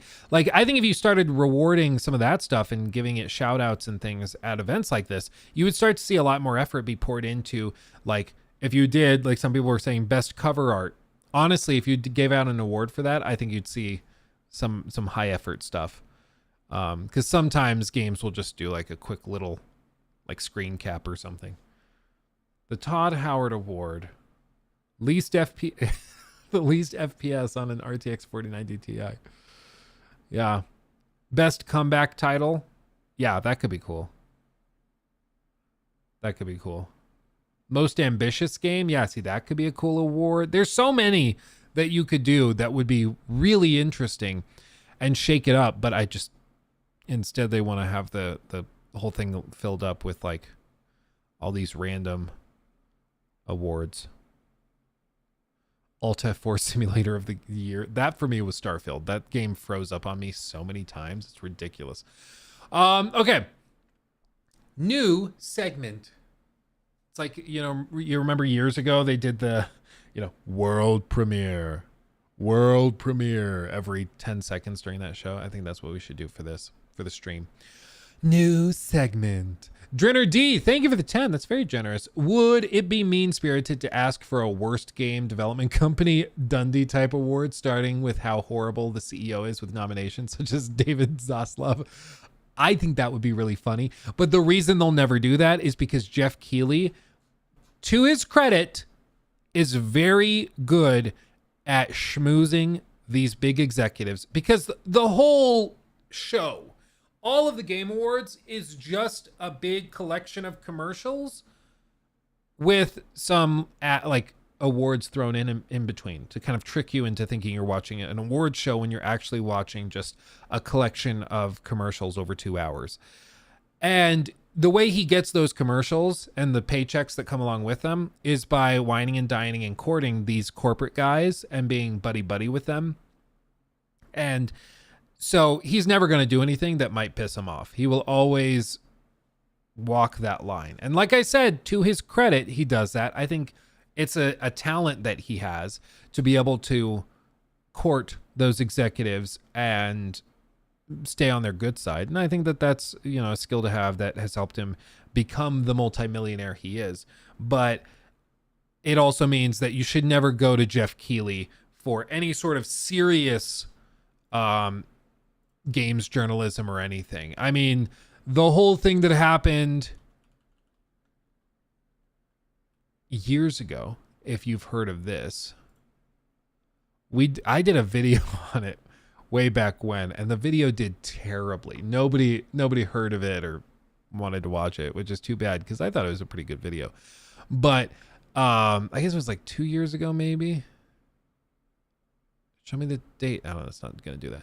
But The Legend of the Dorito Pope. And it was a video breaking down how this happened. But basically, he was doing like a serious interview. And this is the set surrounding him. Doritos, Mountain Dew, Halo, Doritos and Mountain Dew collab, DewXP.com, unlock and load double XP. And the whole thing was like, this was supposed to be a pretty solid interview discussing the game and everything, and then it just ended up being covered in product placement that was so aggressive it was laughable. This is Jeff Keighley. This is still how he operates and how he does stuff. He's just learned that is a little too aggressive, so they just kind of reworked it a little bit and reframed it. But to anybody that thinks he's like a serious journalist, it's like, no, that's not his job. And I would hope he would not describe himself as a serious gaming journalist, at least anymore, because his job is to design Summer Game Fest and the Game Awards, and he's very good at it. But the way that he does it is by selling commercials to people, you know. So that wasn't the end of the segment. Yeah, I lied. Why isn't Yong there for best content creator? I seriously don't know how they nominate content creator of the year. Every year I haven't heard of 90% of them. I'm like, if not more. Some years I haven't heard of a single one. At least this year I'd heard of a couple and I knew one of them, but most years I'm like, who? What? Russell, thank you for the super chat. The cat has more happiness and peace than me at the moment. He's just happy to be home. That's why. Are you just a happy boy? Are you a happy guy? Oh, yeah. It's a good fella. Oh, thank you. Oh, thank you. Oh, there's like a plume of cat hair. I know you guys can't see it, but all over the desk, all over the keyboard, all over me. It's just a layer of white fur. Oh, I'm so glad you're home. I was worried sick. Yeah, People Make Games are actually very, very good. They did that, if I'm not mistaken, they did that documentary on the Disco Elysium situation. That was so good. So they're very, very good. Let's see. What else do we have? 16 times the fur. Yeah. Okay. Oh, it's floating above my head. Oh, so you can see the fur floating? Yeah, there's a lot. There's a lot, dude. Okay. New segment. Let's do it. So, I think it's a foregone conclusion for everybody that some of these executives of like these huge companies like Take-Two, EA, hey, don't sneeze in my face, Warner Brothers, they're very like, of course, money oriented and focused, but they also just don't know when to shut up in terms of things that players don't want to hear. It's like when the Warner Brothers executive said, yes, we're doubling down on all of our live service games, and we think we have not even close to enough. We think we can do it for all of our major franchises, and there's a lot more room to grow with it, blah, blah, blah. They always do this. And there was another instance recently that was relatively interesting that I thought we could address, because this is going to be the first of many things that happen like this. Take-Two's CEO thinks AI-powered NPCs could be, quote, really fun. Doesn't sound that interesting or novel at first, but let's dig into it. Days ago, Rockstar Games confirmed that the trailer for GTA 6 will drop in December, and that announcement alone broke social media platforms worldwide. It did. I've been saying for years at this point that the day that GTA 6 is announced, it will start a year or 2 year period of utter insanity. Like already when there's nothing to talk about, those GTA YouTubers and TikTokers are insane. And it's all, did you know that when this thing happens, it's gonna blow your brain away? And then there's also going to have real-time alimony payments and blah, blah. Like, it's gonna be so insane with people just making stuff up. So buckle up, it's gonna be crazy. Anyway, recently, Take-Two's CEO, the parent company of Rockstar Games, spoke about generative AI in gaming, stressing that one key area of improvement could be non-player characters, NPCs. He suggested that everyone is working on it, attempting to make NPCs much more interesting for the player to interact with. Finley's trying to like hop on top of the monitor. Hey, can we not do that, buddy? Thank you. So I agree, everybody's working on it. And to allow me to like sell the vision, I've used this clip before. It was actually an NVIDIA, it was like a tech demo for generative AI voice acting and stuff. It was really weird because this is the aspect ratio for it. It is like ultra wide. So when we go full screen, it's like a tiny little bar of footage. But what they did with this demo is they showed the potential for this. So they used, of course, a very beautiful scene, but then generative AI to have the player character speak directly to this character without any scripted dialogue options. And what this would look like is that, hold T to speak with Jin. You can just talk to NPCs in game through your microphone, and the NPC can understand you and still give you key information. So just to show you how this works, the character sits down. Hey Jin, how are you? You can see it's using the microphone, so it transcribes your voice into text, which then it sends off to whatever server, it translates it, and the NPC can respond using generative AI. Unfortunately, not so good. How come? I am worried about the crime around here. It's gotten bad lately. My ramen shop got caught in the crossfire. Can I help? If you want to do something about this, I have heard rumors that the powerful crime lord Kuman Aoki is causing all sorts of chaos in the city. He may be the root of this violence. I'll talk to him. Where can I find him? I have heard he hangs out in the underground fight clubs on the city's east side. Try there. Okay, I'll go. Be careful, Kai. So right off the bat, of course it's clunky. The voice is like also AI generated because they have to dynamically do it, so it sounds weird. But this is like a tech demo proof of concept. If like this is not the end result. This is not what Rockstar Games would put out in GTA 7, right? Like this is kind of trying to sell the vision to executives who would then pour billions of dollars into developing it. But at least hopefully with this, you can see why developers might think that this could be really cool. You could be playing something like GTA 9 or whatever it would be, and walk up to NPCs, any NPC in the game, and just straight up talk to them and be like, I need a haircut. Where can I get a haircut? And they can just tell you, oh, it's a couple of streets back. There's a barber on the right side of the street.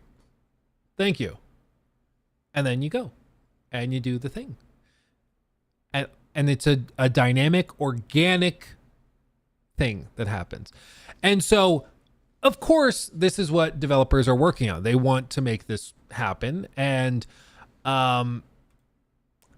so I don't think it's crazy for them to think that this is a novel idea or to think that this could be interesting in a game, because it absolutely could. Imagine the announcement of like the Elder Scrolls 6 and just being like, any NPC in the game you can speak to either through typing dialogue or speaking through the microphone. You can talk to anybody. They have actual schedules and lives, and they have opinions and emotions that we all simulate in real time. It could be really, really cool. Now, of course, you're going to have people that go in there and just are like, lol, you want to see my butt? And they have to plan for that. How do you respond to that? But the core concept, the idea is cool, at least. Ranger McKay, thank you real quick for becoming a member over on YouTube. Appreciate you, my friend. Appreciate you dearly. And Sober, thank you for subbing with Prime as well. Appreciate you, my friend. Appreciate you. But if we keep going through this, the question everybody then follows up with, is like, will GTA 6 have that? And as of right now, nobody knows. Like, nobody knows. The way he followed it up was the interaction is currently scripted and the non-playable characters are generally not very interesting. You could imagine all the NPCs becoming really interesting and fun, seemingly out of nowhere, if this got working. We've already seen AI-driven NPCs surface in mods for popular games like Skyrim, and so it's not that far of a leap for top-tier developers to start featuring them from the get-go. And this is true. There are mods. Let me see if I can pull one up. Skyrim AI mod.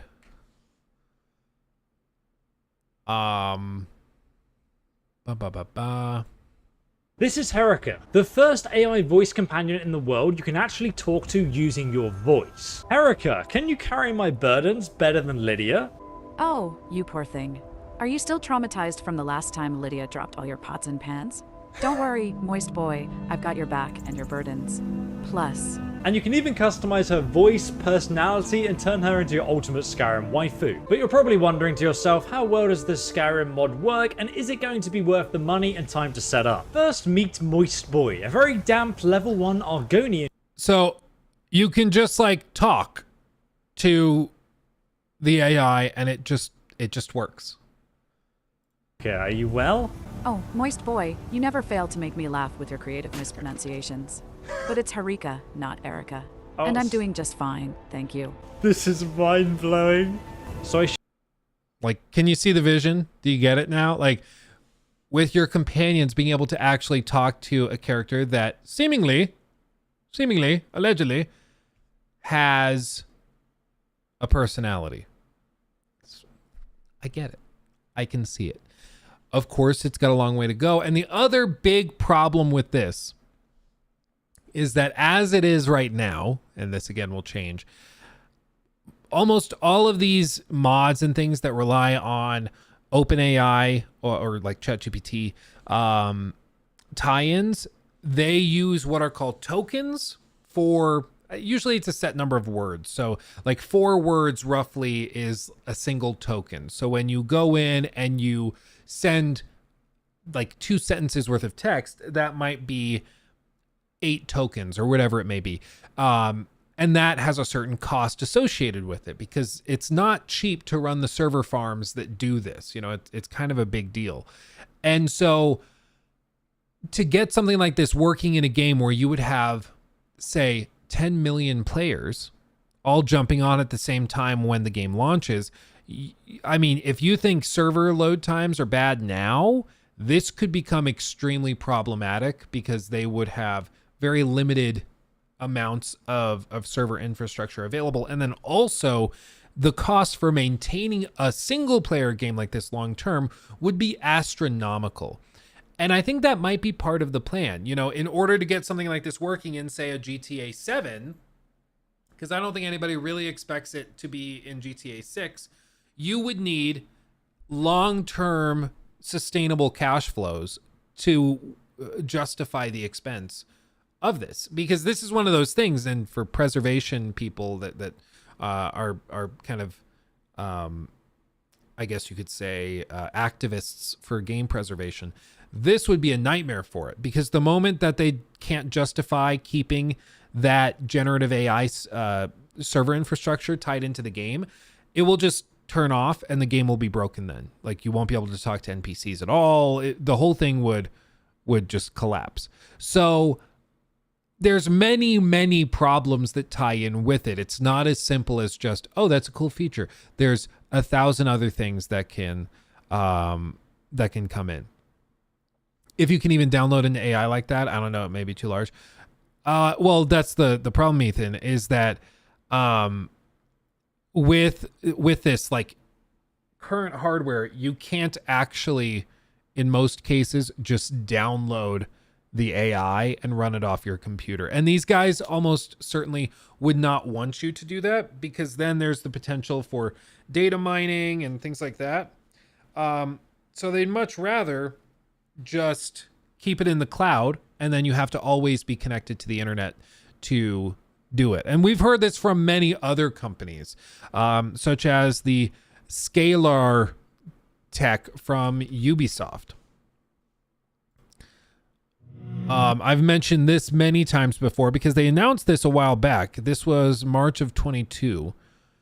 And basically they showed their concept for what they are working towards, which was engine tech that is built both locally and on the cloud, but it's all meant to tie in together. So you can replace one chunk of this without it affecting any of the other pieces. So the part that simulates AI and NPC movements and attitudes and behaviors, that's a separate node in the overall structure of the engine. So it's no longer something you just download with the game to run the game. It's tied into server infrastructure. It's tied into your local representation of the game on your SSD. It's a much more complicated system than we've seen before, but that does enable them to do crazy things on scales we've never seen before. So all of this, I think we're going to start to see tools and systems similar to this come together very, very quickly, probably in the next few years. We'll see one game announced using tech like this, and then we'll see 2 others announced using tech like this.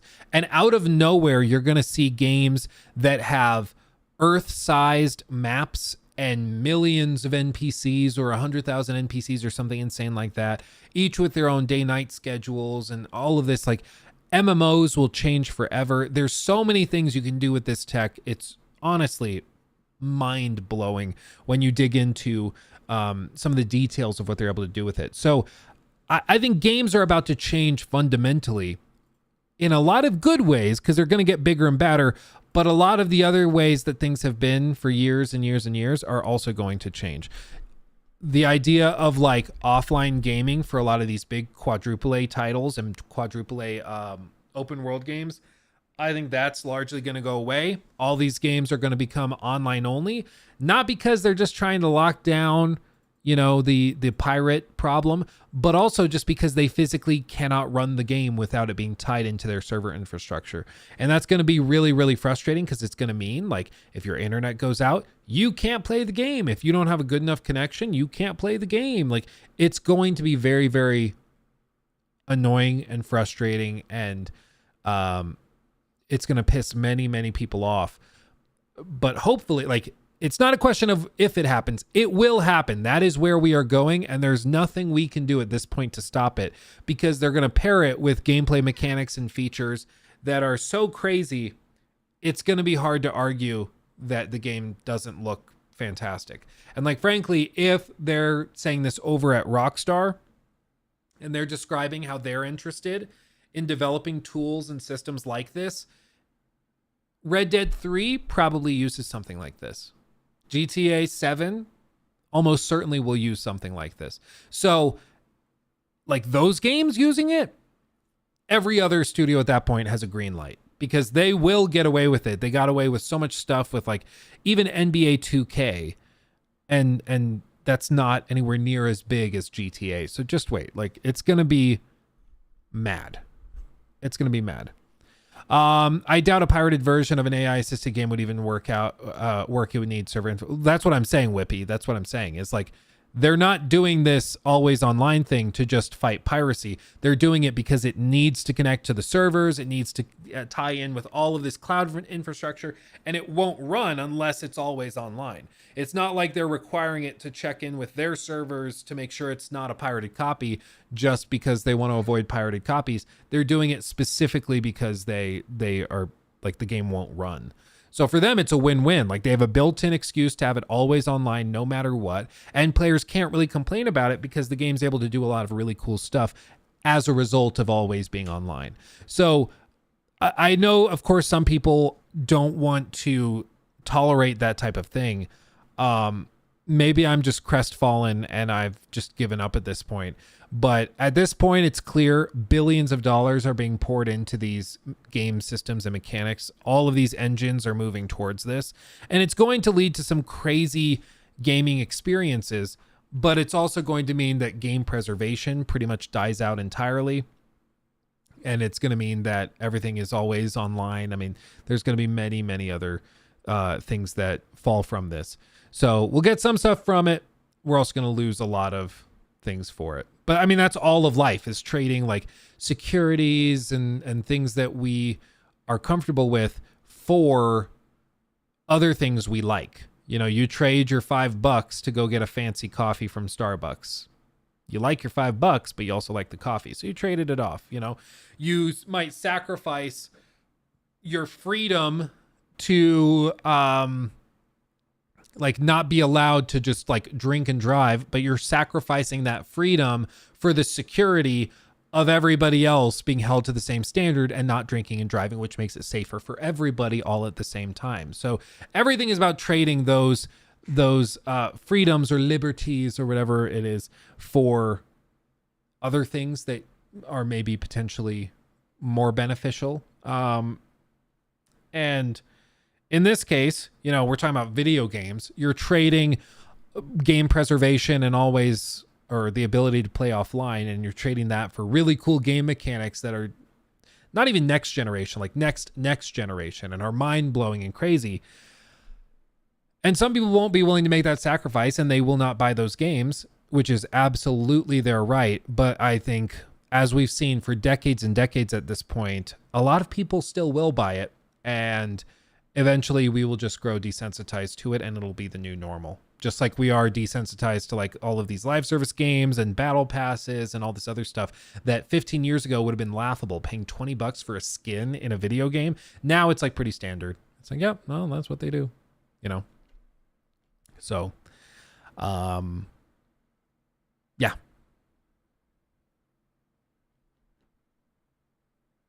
What else do I have to say? I don't know. I think that's it. I'm excited to see what this tech can do, but I'm also very excited to see the horrified reactions of some YouTubers and stuff like Yong when it's revealed that all this stuff is only possible because it's always online. It's going to be a whole thing. It's going to be a whole thing. Just you wait. Just you wait. Hey, Mr. Finley, can I help you? Can I help you?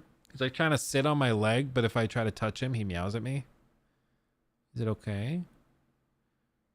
He's like, can you not? Can you not, please? We all did buy that damn horse armor. Yeah.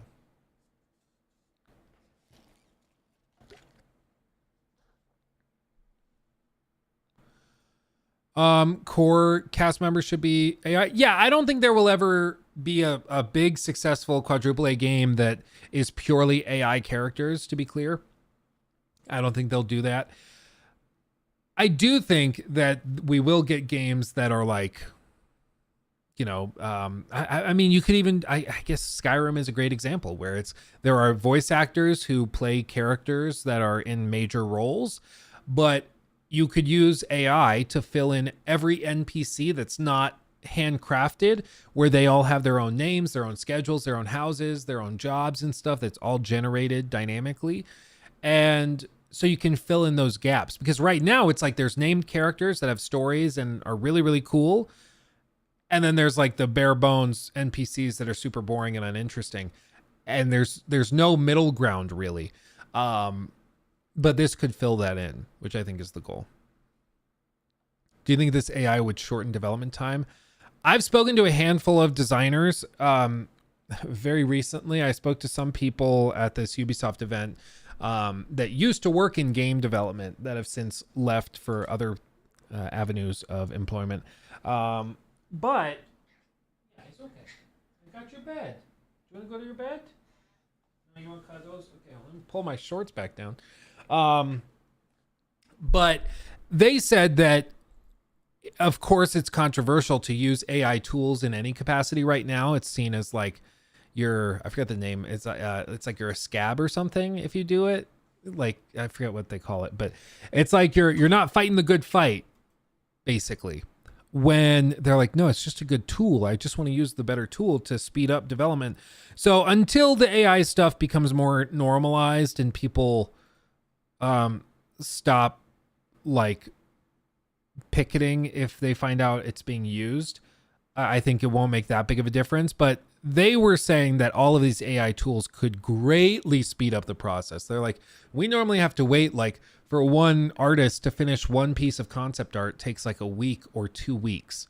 It's like, but if we're using Midjourney, we can tweak it, and in an afternoon we can have a suite of images that are exactly what we're looking for, and they can be tweaked and altered a little bit, and then we can get to work on designing those levels and stuff. So just something like that, you know, greatly speeds up the process. Now there's of course ethical concerns and there's all that stuff, which is very, very valid, but like it does make a difference. And there's AI tools now that can generate 3D models from pictures. There's AI that can write, you know, dialogue for NPCs. There's so much stuff you can do with AI that is only going to get better and better. So it's only a matter of time before we get to the point where it's just outrageous, and it's going to be in everything. I love concept art though, human drawn concept art. Yeah, I mean, I think they probably have to come to some agreements where like a human draws the first few images of concept art, and then they feed that into an AI to make more in the same style in various locations. So I think you're still going to see artists existing, but I do think it's going to be a collaboration, and it's just going to basically be where AI is a tool that's used Just like, I mean, go back and watch some of these old school videos of when like the personal computer came out in the late 70s, 80s. And people were like, this is going to put typists out of work completely because the average person will be able to just type whatever they want and they won't need professionals for it anymore. Or like years and years and years ago, before the advent of computing, and calculators and stuff, there were people whose whole job was just to do basic arithmetic and math. So like these accounting departments and firms, they would have staff where all they did all day was use like sliding rulers and multiplication tables to do mathematics. And they had entire floors of skyscrapers that were just for that. And then a calculator comes along, and now one little calculator can do the work of 30 people in less time, you know? And so it's just, yeah, we could try to pull one up. I saw one a while back. Let me see if I can find it.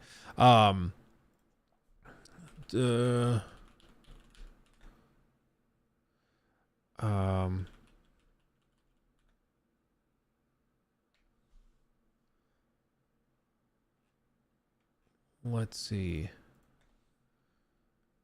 Oh, I'm not sure if I'm going to be able to find it. I'm going to have to hunt it down.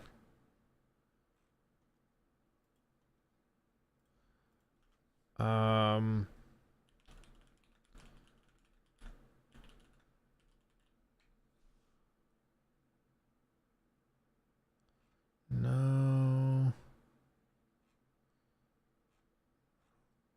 I don't see it. I'd have to dig. I have to dig it, dig into it, try to find it. But yeah, I mean, it's just every time there's a big technological advancement, it does put people out of work, and that is unfortunate for those people, of course. But technology is technology, progress is progress, and it's gonna happen, you know. What? He's like, let go of me. I do not want cuddles. I'm doing the cuddling. Haven't tuned in since the incident. You probably don't want to mention it again, but just want to say I hope you and the family are doing okay. Oh, thank you, my friend. I appreciate you. Yeah, we're doing great. We're doing great. Do we need Marvel levels of content production in games, like one new series for every worthless character? I don't think so, and I don't think that's what they're going for. I think it's just that you could have it so the AI is able to create dialogue and characters that have their own schedules and behaviors and attitudes. So a lot of people perhaps won't notice it when you're playing a game and you're in like a city and you walk past a coffee shop and you see people in there. And then the next in-game day you walk by it and the same people are in there. You might think it's just regular NPCs and never think of it again. But when you dig deeper and you follow them around, you're like, oh no, these are the employees. These people work the morning shift. And then they walk manually all the way back to their apartment, which is in one particular location. And they stay in that building overnight. And then they perhaps, you know, have things that they do on the side for fun, you know, when they're not working. And like, this isn't even that far off. That mod I downloaded in Hogwarts Legacy that I showed you guys had this same thing where characters, named characters, when they weren't in one of the classes that they were scheduled for at certain times throughout the work week, they could go off with their friends and do various activities. But over the weekend, they would all go to Hogsmeade, and some of them would go to get food, or others would go to the candy shops or whatever. And like, so this is something you can do right now without generative AI. So once you introduce generative AI into the equation to make it dynamic for every single NPC, it just becomes madness. Like the world expands to a size and complexity you can't even imagine right now. And it's wild. It's wild. Project Gameverse, every time I watch Luke Stevens videos, I always say it's that Titanic guy. I love collectibles. Yeah, dude, I love my Titanic. I love it. When I was at the James Cameron private collection tour, whatever, just a couple days ago, it was funny because I walk in and I said to one of the people there, oh, I love like old steamships. I'm a total geek for them. I love the Titanic as well. I'm obsessed with it. So this is really cool to see these huge models that they used in the movie. And they're like, oh yeah, we know you have the Lego Titanic in your studio, right? I was like, oh yeah, I forgot. You guys probably did a lot of research into me to try and make me happy. So yeah, no, that does make sense. That does make sense. It was weird, dude, being wined and dined like that. It was funny. Oh man, oh Finley, you're making me so itchy. My eyes are killing me. Do we need to go up and get you some food, and then I can finish this out? Is that what we need to do? Might be what we need to do. You gotta be hungry too. Okay, here's what I'll do, guys. I'll be right back. I'm just going to take Finley up and put him back in the laundry room with some food and water. Okay, I'll be right back. Say bye, Finley. Bye, Finley. Okay, don't bite me. I love you. Okay, let's go.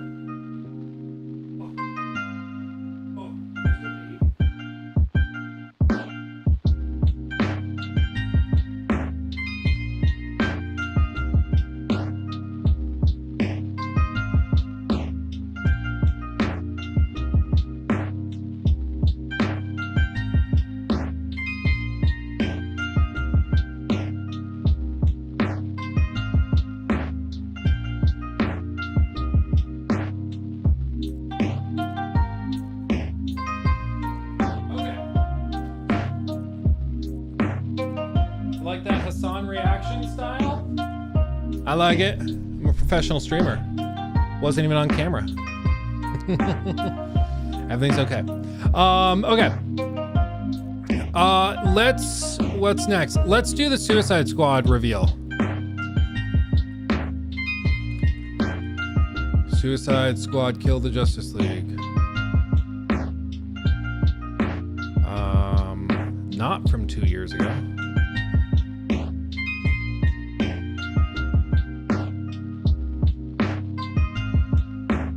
Okay, so new segment. For those among us who have not seen it, the Suicide Squad killed the Justice League. They did what they call, or are calling, an insider episode, which is basically their new revamped marketing push to try and work themselves out of the hole that they have found themselves within.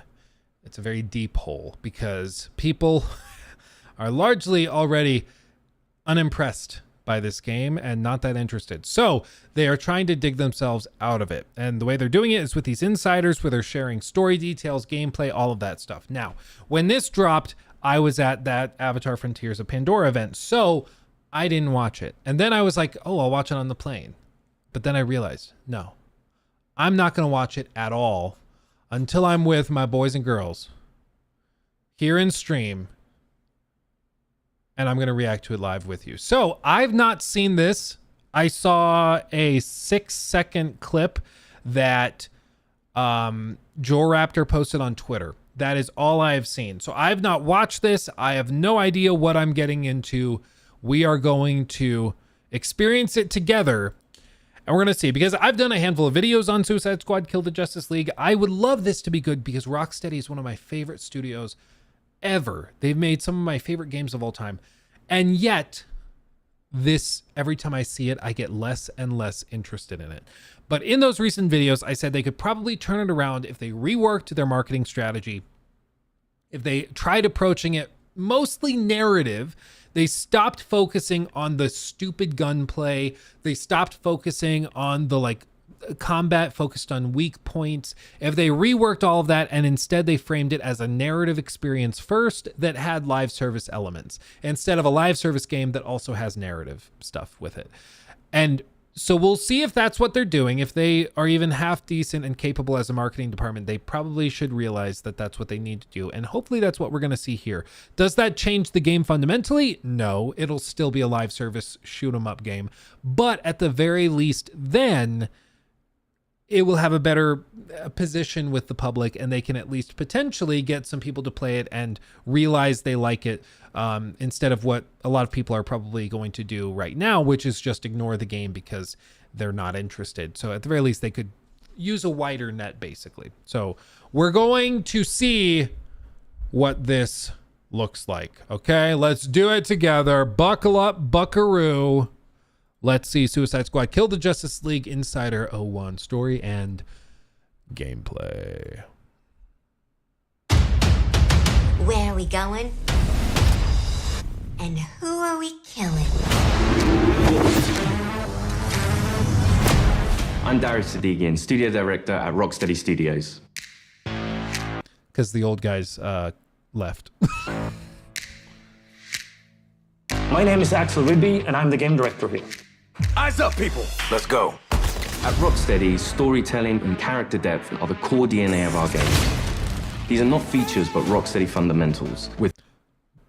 Okay, right off the bat, just like I said, trying to reframe it as a narrative story-based game, because that's what they're good at, and trying to dig and bury the live service, shoot 'em up kind of garbage that they showed before.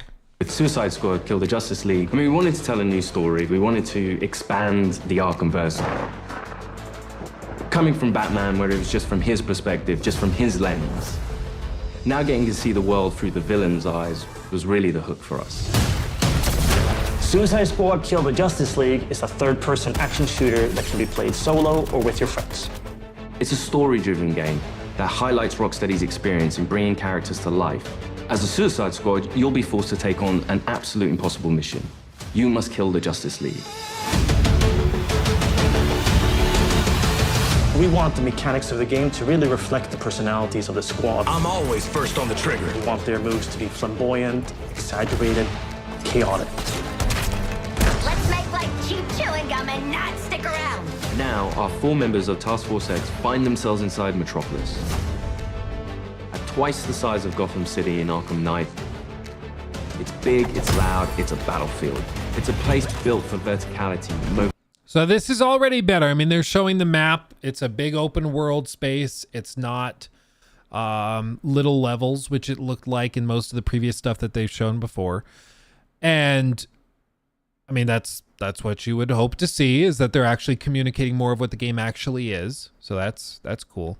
Mobility, the unique fusion of enhanced traversal, gunplay, and melee weapons, creating a supervillain empowerment that we think is a totally original gameplay experience. Totally original. We'll see how well that ages. Just an opportunity there to expand into co-op and have this dynamic world where friends can come together to share an experience. Or players can go solo, switching character members between missions while savoring each and every story twist. Do you feel it? The swell of pride for what we have accomplished together. We want to welcome you all to the first episode of our new series, Suicide Squad Insider, where we will provide a deeper look into Suicide Squad Kill the Justice League. Over the next few months, we'll be unpacking the game, answering your questions, and sharing a few surprises as we move closer to our launch on February 2nd. We'll also cover how Rocksteady will continue to support the game and its players post-launch with a huge amount of free content. On this episode, you're going to hear from different members of the Rocksteady team as we explore more of the game's story, the world of Metropolis, and the core gameplay experience. The Suicide Squad. A fitting moniker. Let's jump into it. Again, I will be open-minded. I would love to be convinced that this is awesome and that it's not actually what it seems to be so far. But you know, I right off the bat, I feel like we're already butting heads because they frame it as the very first thing they say. Rocksteady is a studio. What was it exactly? Oh, does it not have the transcript button anymore? Does it not have that? What? Oh, I thought that was a thing. I guess not. There's usually a transcript button that you can press there. Anyway, normally, or right off the bat, they say that, you know, Rocksteady, it's in our DNA to bring these characters to life and to frame the story first and foremost, blah, blah, blah. And then they immediately followed up with, like, it's a third person, you know, shooter, live service game. And those are directly... they don't tend to work together. Maybe this is the first time it'll work together really, really, really well. But already I'm like, it doesn't really make sense that both of these things can be true at the same time. But again, convince me. Let's see it.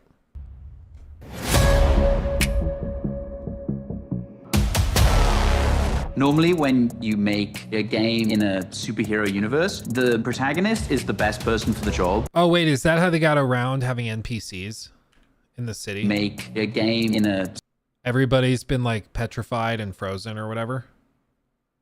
Is that how they got around it? That's why the city's so dead to look at? Oh. It's one way of doing it. Superhero universe, the protagonist is the best person for the job. The squad are definitely not the best people for this job. They're the only people available. Hey, Suicide Squad! Fuck you! And so it gives the narrative and the gameplay a kind of frantic, slightly panicked feeling where they are trying to figure this out as they go. The Arkham games weren't gritty because Rocksteady makes gritty, dark games. They were that way because that's what suits a Batman story. Every game we approach that with a similar mindset of just like, how do we enhance that experience? How do we excite players in new ways? Yeah, but I think everybody's been saying that we liked those games because they were so dark and gritty, and that was so unique in an age of these like bright, poppy Fortnite ripoffs. And that's why they stood out. Like this, the reason some people have been saying this looks really generic or like a Sunset Overdrive 2 spinoff is because this light, goofy thing is something we've seen so many times before, and it almost always is kind of bleh. For the studio to try something new and stretch our legs at a shooter first and with the high, powerful traversal elements was coming out of our comfort zone somewhat, but we wanted to see what we could do to put an Arkham spin on the action shooter space. Now get your damn gun out! In true Rocksteady style, the cinematics are kind of the heart of our story. It's the most cinematics that we've ever done, and every one of them is crafted to perfection. We're not just trying to do what we did before, we're making something which fits the source material that we think will make for an interesting story, but will feel different. To introduce you to our story. I mean, it is really interesting. They really are framing it as this is different. We're trying to be different, not because we just hate our old stuff, but we're trying to be different because that's what we think is appropriate for the characters. And that very well could be true. I mean, obviously, I think Suicide Squad, you probably have to treat a little differently than the Batman Arkham games. But whether people want that is another question entirely. Let's jump into an early part of the game. Amanda Waller, the director of the government agency Argus, sends the team behind enemy lines into Metropolis. Harley Quinn, should you not be more cautious? She ain't wired that way. Oh, Deadshot. Hidden in an underground train station, the team finds a secret elevator. Until we figure out where the hell we are, let's play along with Waller. Oh, is this a superhero museum? Hate superheroes. And museums. I've seen it on TV. It's the Hall of Justice. So let's rob the place! Idiot.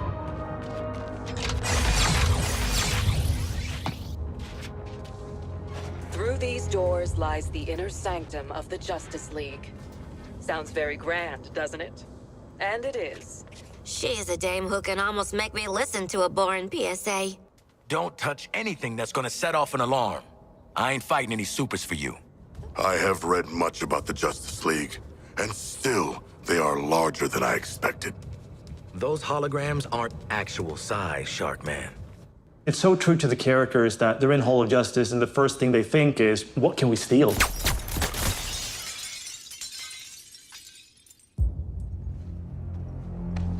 Hey, man, watch the... Ah, shit! glass. I'm okay. What the hell you got there? Thought this baby was a myth. Speed Force Gauntlet. Back when Doc Savannah tried to lift Flash's gimmick.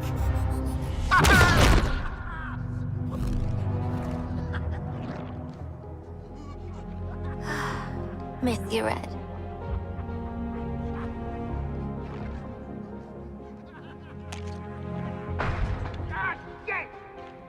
I'm still okay!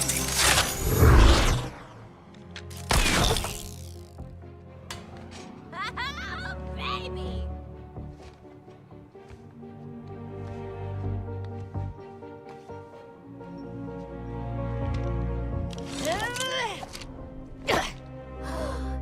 found the Riddler's hat of invisibility!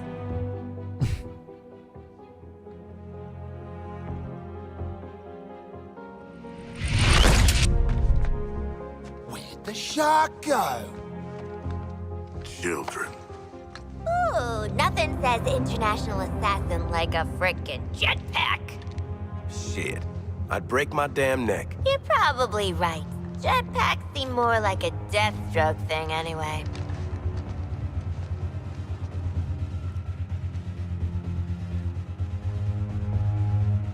Mine.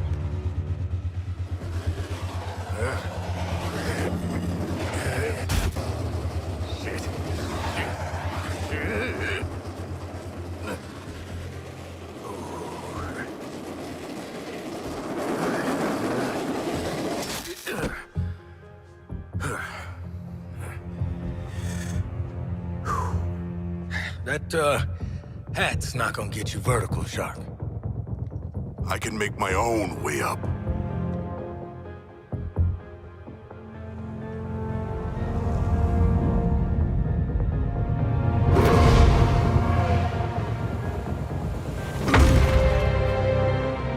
Well, tickle me stupid. Sharks can fly. All right. New toys, loaded guns. Let's get up on that roof and get our freedom back.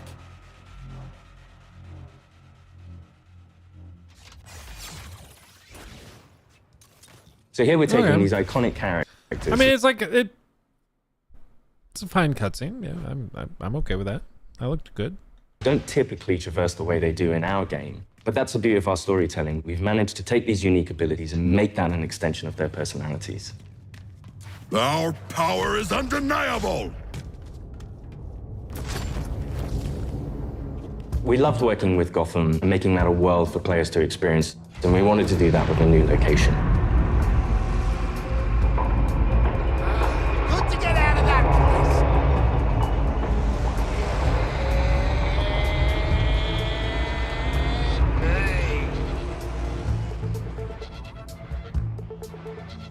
We felt that Metropolis was the natural next step to extend that. And what better way to introduce it than through an invasion from Brainiac with no Justice League to save them?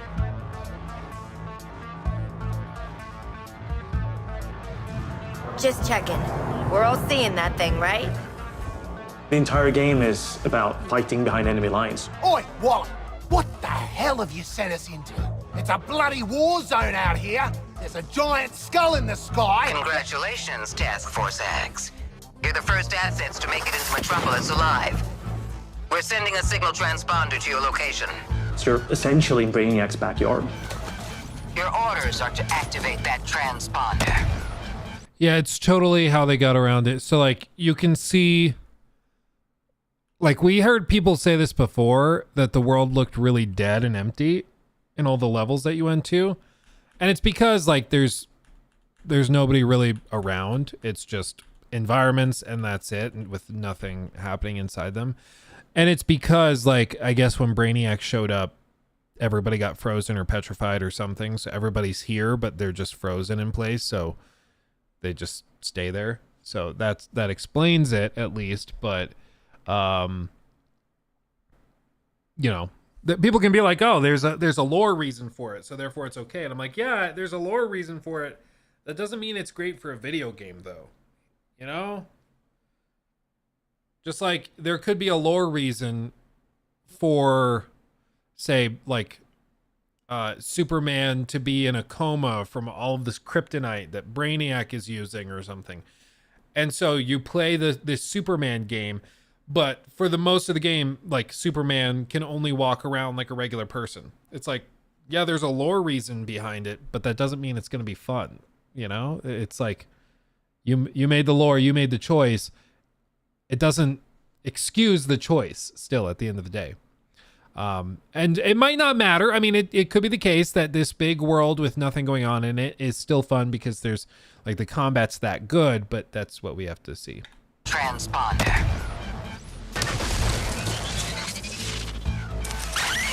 Purple weak point.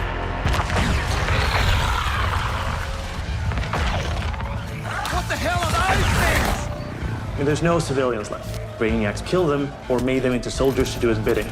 And through this corruption, the people of Metropolis have become extensions of Brainiac.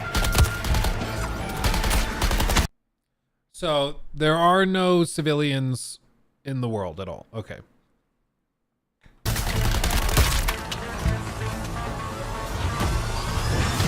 Hey guys! Thinking I shouldn't ate that extra tapioca put in my lunch! What the player knows from her title and what the Suicide Squad is about to find out is that here, the Justice League are the bad guys. They've been corrupted by Brainiac, and over the course of the game, your mission will be to kill them. Ugh, Green Lantern! Nice! Hey, your face always looks so... what? Harley doesn't have any innate superpowers, so to go up against these beings that have incredible strength, it's a challenge. I'm in the middle of a recon for Brainiac. Let's walk and talk. You're talking about, you know, the all-star team of superheroes here. I want you to see this. Pay attention, Floyd. Let me go home, please. Get it off! Get it off! Looks bad, feels worse. But once you've been enhanced, there's no going back. Outstanding. When you face off against the most iconic characters in all of superhero-dom in the Justice League, it's by many people's definition an impossible task. You're searching for stragglers, augmenting Brainiac's army. The Shard gets it. The stakes that Rocksteady sets, the challenges they heap upon you as a player. Time to rally up with Brainiac. Ready to make the leap? You know immediately, like, this is the tallest task I will ever take on in a video game. Flash! Brainiac wondered how you got off the ship. Speedster secret. The League doesn't leave anyone behind. Let's make you right, buddy. You know, that's just what I was gonna say. You're gonna be fighting the Justice League. Hey, Metropolis! There's nothing more high stakes than the boss battles we have in this game. These are gods like Green Lantern, Batman, Superman, The Flash. So, what's the plan? At that point, the game really opens up. We start to see players look at their weaponry and really ask the question, like, how am I gonna kill the Justice League? Yeah, looking forward to killing the Justice League and all, but, well, you know, these guns are a bit shit. No offense. Then head northwest. That's the last known of a Gotham arms dealer who's dug into Metropolis. Oswald Cobblepot. The freaking penguin! You want to last more than 10 seconds against the League? Cobblepot's been running anti-meta weapons for years. I want him recruited and brought back to the Hall of Justice. Oh, I'm gonna recruit the shit out of him. Since Batman Arkham Knight, the Penguin is no longer confined to Gotham City. He's made a name for himself in Metropolis as the authority on anti-meta human weapons. Now, Waller wants the squad to recruit him for Argus. So just real quick, looking at this big vista showing the world. I mean, I don't see a lot that's super interesting visually, but you know, it could just be that this is a weird angle. It does seem like there's tons of these little spout points where the wind will carry you up. So I would guess you can land on the ground and then these things will shoot you high in the sky and you can then do these movement abilities that they have. I see you've already stolen traversal equipment. You'll need it to stay off the streets. Setting a new recon point. Go. At the heart of each character's playstyle is their traversal. Traversal gives the player total freedom. Every character has their own way of getting around that determines how the player moves through this world. Don't like to boast, but how great was I? Controlling a superhero character is fun. It's a power fantasy for all players. We wanted movement through the city to be fun. Just existing and moving around in Metropolis is a good time. Metropolis is quite a normal city. Well, as normal as a city can be in the DC universe. We spend a lot of time trying to get that art direction correct, trying to get the feel for it correct. You get to see all the kind of DC lore that builds this space. Again, I just don't understand how this isn't just a flashier Gotham Knights, because it seems like that's all this is. And like, okay, it's flashy. It definitely looks like it has a bigger budget than Gotham Knights did, but the questions and concerns about like a dead world, like everything in here is just sitting here. It's like you're a toy running around on a playset. Like it's like it's hard to argue that a world feels worth saving when there's nothing to be saved. You know, like I just, it's like, yeah, it looks cool and flashy, but I don't see how that keeps you playing for dozens and dozens of hours. Because bear in mind, they want you to play this game for like over a year at least. You know, this is not supposed to be something you play for 15, 20 hours through a story and then give up on.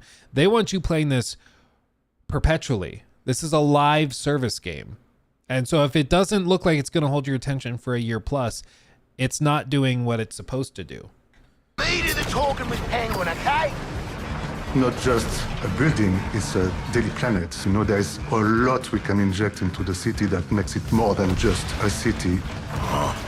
Penguin is not truly a penguin. Yeah, mate. And I'm not a boomerang. It is known for its size, its scale. Anything from the DC lore, you look at Metropolis as the city of tomorrow. When did Penguin get out anyway? Out. He was barely in. Money talks, creeps walk, you know? I hear that. Hold on, I love that building. Creeps walk, you know? It's like The Mask, and then somebody spray painted a sad face. That's funny. I'll give them that. That's pretty freaking funny. Is it also just me? Like, I feel like a lot, I was going to mention it earlier, but I didn't want to be like a dick about it. But I felt like the level of detail that we've seen has been all over the place. Some things look really, really good, and then other times they look terrible. And in this case, like this is not just compression issues. Like look at the water bottles and look at the debris on the ground. Like this isn't just compression being aggressive. This is just like low poly, bad textures. Like, and if it doesn't look like that through the stream, I encourage you to like pull it up on your phone, pull up the original video and look at it. Maybe I'm just crazy and I have it on this big like 48-inch monitor, so it just looks particularly bad to me. But if this is what we can expect from a console version of the game, it is not looking great when we're actually in the game playing. I hear that. It's just a great way for players to experience Metropolis in a new way. Or I should clarify, it's very inconsistent. Some things look great, other things are super inconsistent.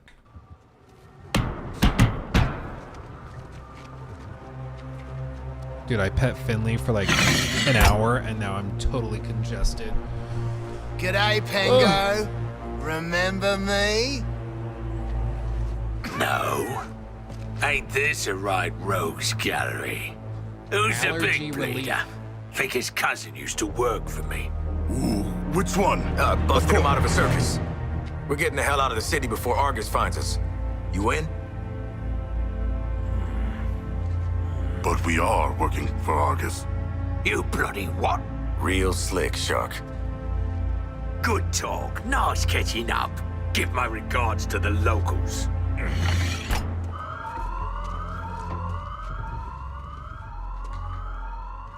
Traversal is at the very core of our game. You will need to be on the move and master each character's movement. It's so funny that like it's like the main thing they got to do is they have to find ways to frame it around the story, and every chance they get, they are in fact showing cutscenes and little conversations and stuff, because that's what's going to make or break it. If you want to succeed. Harley's grapple is made to let her take advantage of the environment to quickly get out of troublesome situations. Or she can use it to quickly close the distance to introduce them to her baseball bat. And to be clear, everybody, this is what the game is, okay? So the cutscenes can look great, but this is what you're going to spend the vast majority of your time doing. So if this shooting stuff doesn't look that compelling to you, that's the problem that we're addressing. Because I agree, like the story elements are definitely going to be my favorite part of this, but it's not a cutscene simulator game. It is an action shooter live service game. You know, I gave them the advice, which I'm sure, I mean, I'm a freaking YouTuber. It's not like they listen to it. But I've said that if they want to stand a chance of winning some people over, they have to reframe this in their marketing approach. That does not mean the game will magically be better or any different than what it was, because clearly it's not changed. But at the very least, people's perception of the game could shift, and they could stand a chance at least of having some people play it instead of nobody. And in this case, so far, I mean, I think they're doing a really good job of framing it as a narrative thing. You notice they haven't shown a whole lot of this type of gameplay so far, and I think it's because it's clear that that's where people tend to mentally check out. Swinging from the background lets her circumvent the trooper's shields and flank them. It can also let her catapult herself into the air to shoot the corrupted from above. Now that you've seen some of Harley's combat in this scene, let's explore the rest of the squad's unique playstyles in other encounters. Captain Boomerang uses a mix between sniper rifles, SMGs, and shotguns. What's cracking? Each character has an iconic melee attack that can be used to create what we call juggle kills, and also break enemies' shields. Juggling an enemy with a melee attack means they take guaranteed critical hits from all guns for a short period after.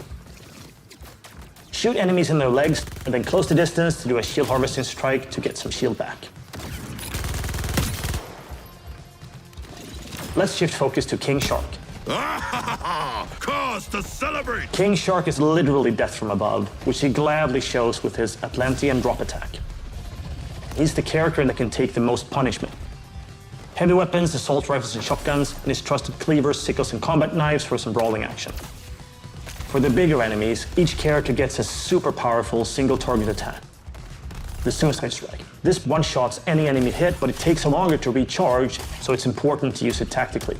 Finally, it's like already I'm just hearing that like each character has one of these, and then each character has the way to juggle, and then each of these characters has the one-shot attack, and each character, I'm like, so they all kind of, it's just different small archetypes, but at the end of the day, again, just like Gotham Knights, everybody has the same suite of attacks. It's not truly different. It's just like, yeah, one guy has more HP but moves a little slower, has short range attacks. Like it's just, again, it just comes off as flashier Gotham Knights, which to me is not super convincing. Deadshot. See, you're low caliber and I'm high caliber. His traversal is made to let him create his own vantage points. This works great with his weapon loadout of sniper rifles, assault rifles, and pistols. For more up-close action, Deadshot relies on his iconic wrist cannons. One thing we really wanted to bring into this game was a reimagined version of... And this is totally pedantic and stupid, and I will just say it because I have to get it out there. I personally, I find like these like floating little drops that are like glowing, I find it to be such an Xbox 360 thing, and not in a good way. Like I see these things, these big glowing blue shield orbs, and I just feel like I'm playing a game from 15 years ago. Personally, I know some people don't mind it at all, even like it. That's totally cool. I'm just telling you how I feel because the channel's named after me, and that's what I'm gonna do. This game was a reimagined version of the Arkham counter system and mixed that with our traversal and shooter gameplay. Introducing Counter Shot. See the huge ammo drops? Does that not look like... I don't He has a different reaction to the Counter Shot. Some will be stunned, some will take damage, some will be interrupted and then get really annoyed. Now let's take a look at Harley absolutely demolish Brainiac's forces with all these tools.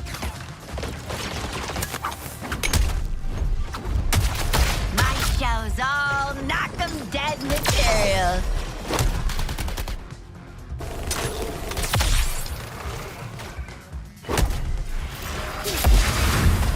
Oswald Cobblepot, my man. Do we have a job for you? Tell him, Quinn. You're making guns for us now, Bird Brain. Thanks for joining us for episode 1 of Suicide Squad Insider.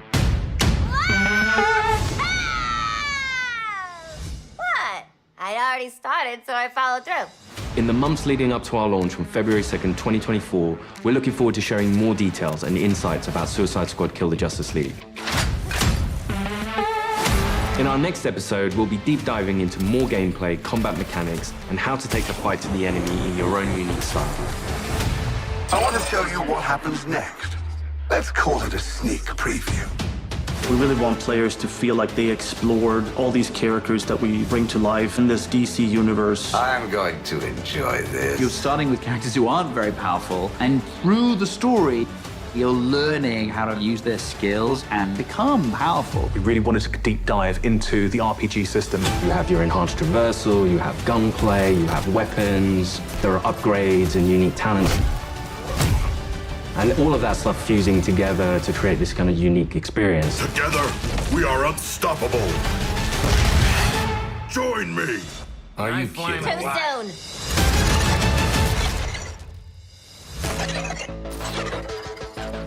Pre-order and get the classic outfits.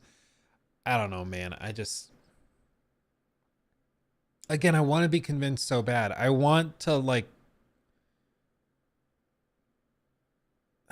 I want to be about it. I want to, oh man, it's just like, you don't choose what convinces you. You don't choose what you're convinced of. Either you are convinced or you're not. And in this case, I would love to be convinced, but there's just, it still just reeks of a live service action shooter that's been built from the ground up to try and maximize monetization. And nothing they're showing is shaking it. Like, yeah, they can reframe it more narratively, which I think is their best bet. It's still an uphill battle, but at least, you know, it's a little better.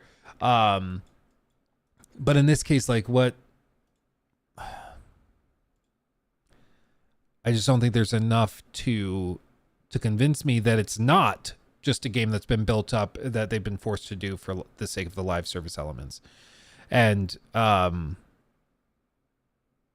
you know, I would say this is a much better showcasing than the last one. At least I think this one will actually win some people over. I don't know, but we can look at the comments, I guess. I hope the missions have a linear contained style to it like the Arkham games. I'd hate if every mission was just arena style battles. We have to destroy generators or something. Yeah, I mean, everything they've shown so far is like the big arenas where you just are shooting waves of enemies, but we'll see. As a Rocksteady fan since 2009, seeing them make 3 near perfect games back to back and then go to an RPG shooter live service that looks destined to fail is actually kind of heartbreaking. Yeah. Breaks my heart a bit to see David Hego still here. His work on the Arkham games is some of the best artwork ever done for Batman. I know the art direction is going to be great. He's a phenomenal artist and leagues above a lot of them, but he's just about the last one from OG Rocksteady. This is a good point. So apparently, like, everything that happened is in 2015, they launched Batman Arkham Knight. And it was received really, really well by critics and everything. And then, you know, it had a problematic PC port that they outsourced to, I think, Iron Galaxies or one of those guys. That was a disaster. But the game itself was received pretty well. And, you know, people had problems with the bat tank. But other than that, I mean, the response was great. And then, allegedly, even though they've never said this publicly, it's all come through like reporting and leaks and stuff. They started working on a concept to pitch to Warner Brothers executives for a Superman game. And then they brought it after like a year and a half, 2 years of work to executives at Warner Brothers, and Warner Brothers execs shot it down. And instead told them we're making a Suicide Squad game. And that's when this started. So apparently what's happened over the last handful of years is that a lot of those OG developers that made Batman Arkham Asylum, City, Night, and then worked on that Superman concept, a lot of them have since left. So they've gone off to other studios and done other stuff. And some of them, you know, that's just, it comes with the territory. They'll work on a project for a little while and then move on to the next one because they might work in art or character designs or whatever. But a lot of them, like even the creative directors or the studio founders, have left Rocksteady. So when people are like, this is Rocksteady, anything they touch will be great, that is a dangerous assumption to make, because the Rocksteady that touched everything and it all turned to gold, or everything they touched turned to gold. They didn't touch everything. The Rocksteady that was responsible for those amazing games is not there anymore in the way that you might think. Like, it's kind of like, exactly, Rock. It's like BioWare in a lot of ways, where it is, it's kind of like the ship of Theseus. So you have like the ship, and if you replace one plank at a time, eventually you've replaced every plank of wood on the entire ship. But at what point is it no longer the original ship? At what point did it change? Did it ever change? Is it still the same thing? It's kind of a paradox because there's no clear answer. And in the case of this, like, you know, even just saying directly with the Lego set for the Titanic, if I replaced one brick at a time with a brand new brick, eventually I've replaced them all. It's still the Lego Titanic, even though it's totally different. And in the case of Rocksteady, it's like they've lost a lot of those original employees, the studio founders and all of that, but they're still Rocksteady. So is it still Rocksteady? Is BioWare still BioWare? Even though all of those employees have since left and all those designers have left and gone elsewhere, is it fair to hold them to the same standard that we held them to a decade ago? You know, is that fair? I would say probably not, because it's not the same company, because these companies, these studios are only as good as the employees within them. They're only as good as the people within them. And if that team has disintegrated and left and been replaced with new, very talented artists and designers, certainly, it's still a different studio. It just is under the same name. And so for everybody that's frustrated and is like, oh, but it's Rocksteady, they'll pull it out, you know, whatever. It's not a given. Maybe they do, but it's not a given. Other comments, I hope we get a proper Superman game one day. Yeah. You can tell by how incredible Metropolis looks is that they wanted to make a Superman game more than a Suicide Squad game. I mean, maybe that could be it. Yeah, I look forward to playing this in 6 years when it goes on sale for prior to being delisted. You can clearly see how the requirement for power symmetry of the squad member is mandated by the level design and co-op elements for a multiplayer game. The concept ain't bad, just the need for the game to be a games as a service and having multiplayer component makes for a weaker characterization of the Task Force X. It looks like it started as a single player game where you could switch between the characters to fit the current gameplay requirements, and it ended as a games as a service because of current gaming trends and higher ups mandate. Yeah, I mean, they basically need all of these characters to work together well, but they also have to design every encounter so regardless of who you're playing, you like, excuse me, sneeze came out of nowhere.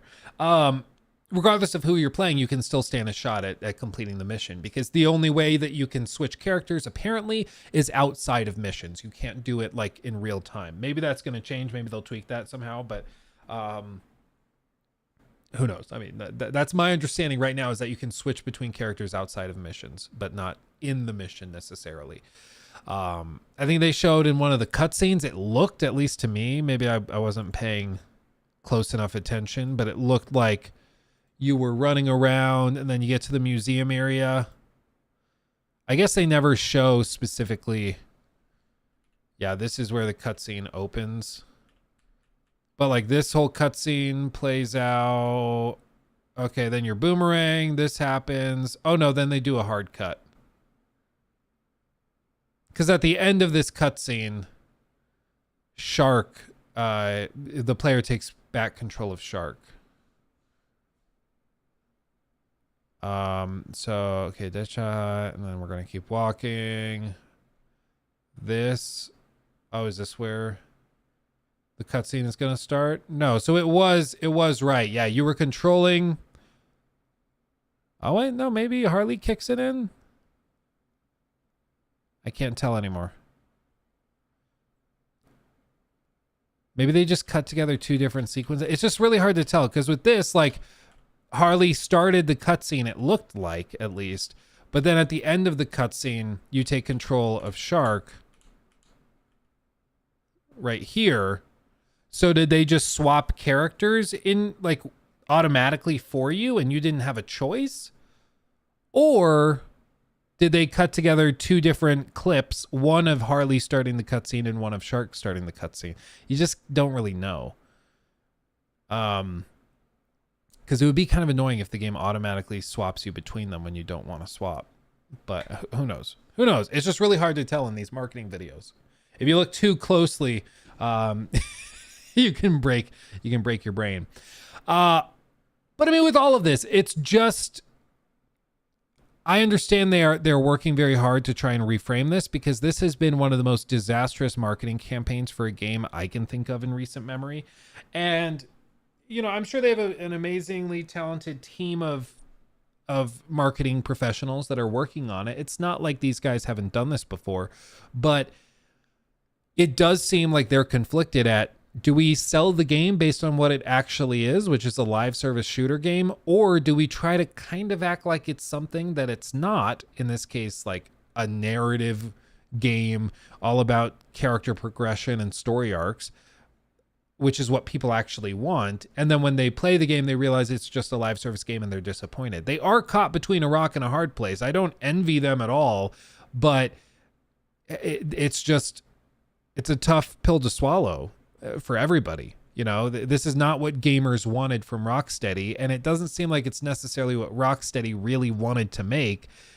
And so everybody's just kind of left frustrated and disappointed. Were the leaks for The Last of Us 2 considered good marketing? I don't understand. Is that a reference to something? The concept needs to be a co-op shooter, not live service. It's just, I think as a co-op shooter, it actually could have been pretty good.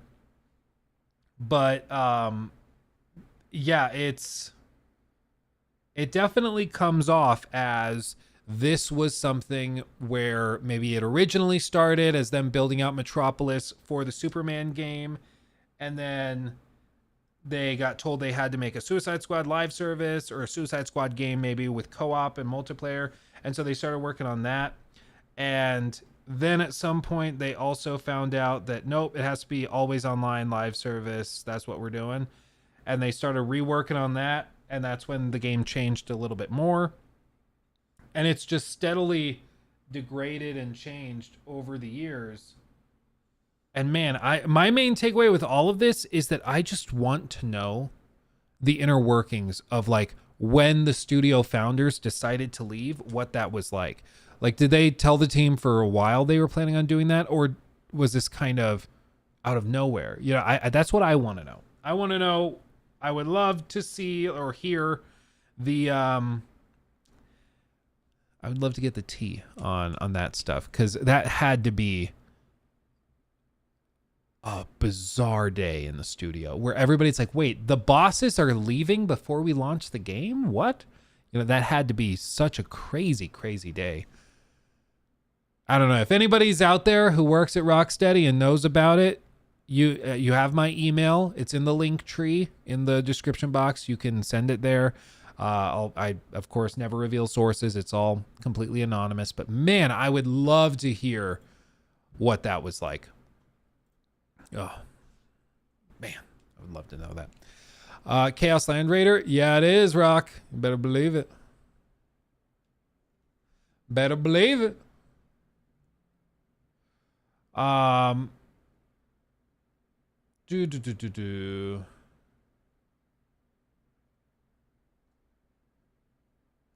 I really think this game is going to underperform in the eyes of the executives, and it will lead to Rocksteady's demise, which sucks. Their Arkham games were amazing. Yeah, at this point, I don't see this being like a success. I think they're trying to dig themselves out of a tough spot, but I don't know how you turn it around from this position. Like, people are going to try it, but again, this is a game that is meant to be played for like a year plus. This is supposed to be a live service game that you are committed to long term.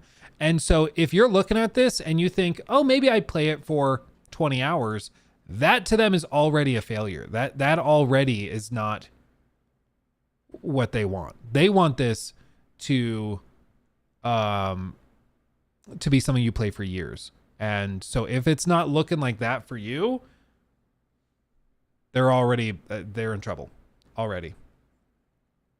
Happy Dude, also thank you for the €2. Thank you, my friend. Appreciate you. And thank you to Kinomansky. Welcome to The Red Flag Army. Glad to have you, my friend. I had a couple little pieces of this snap off, so I'm gluing them back on.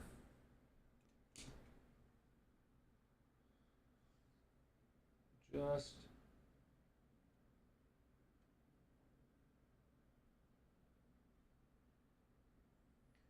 get them back on. Okay. New segment, Jacob. New segment. Okay.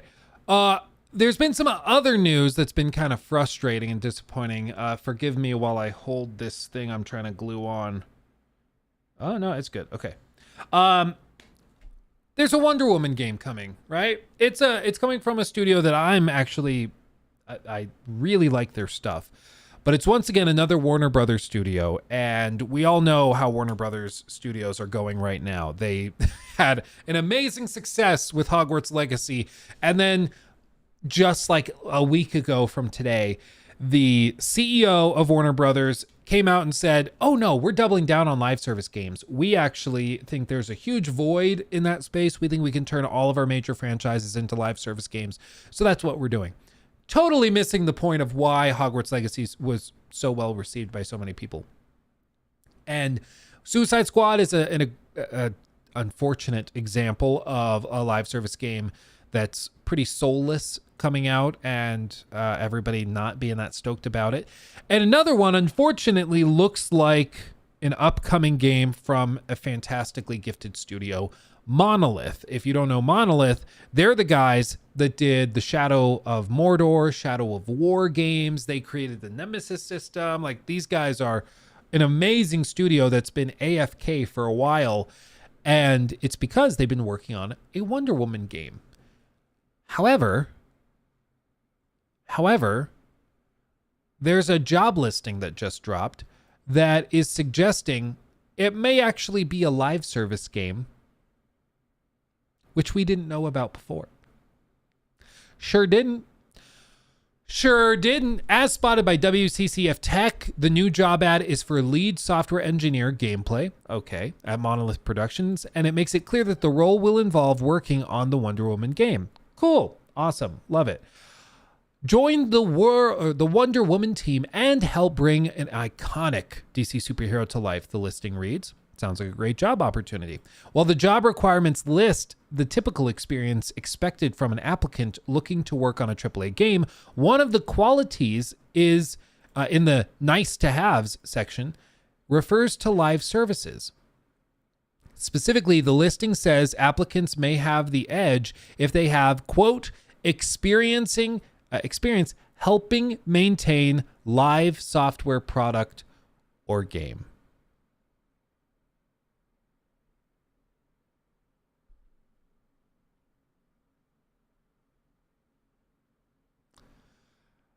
Now I'll play devil's advocate. Maybe, just maybe, they just put that in there because they thought, yeah, no, it could be a nice thing to have. If you do happen to know, maybe, how to keep a live service game on, maybe they're thinking long-term, maybe their next game is like a live service Shadow of War type game. And so maybe that's like they're hiring you now for Wonder Woman, which is single player, but they want you on the team long term, so they're looking also for experience in live service.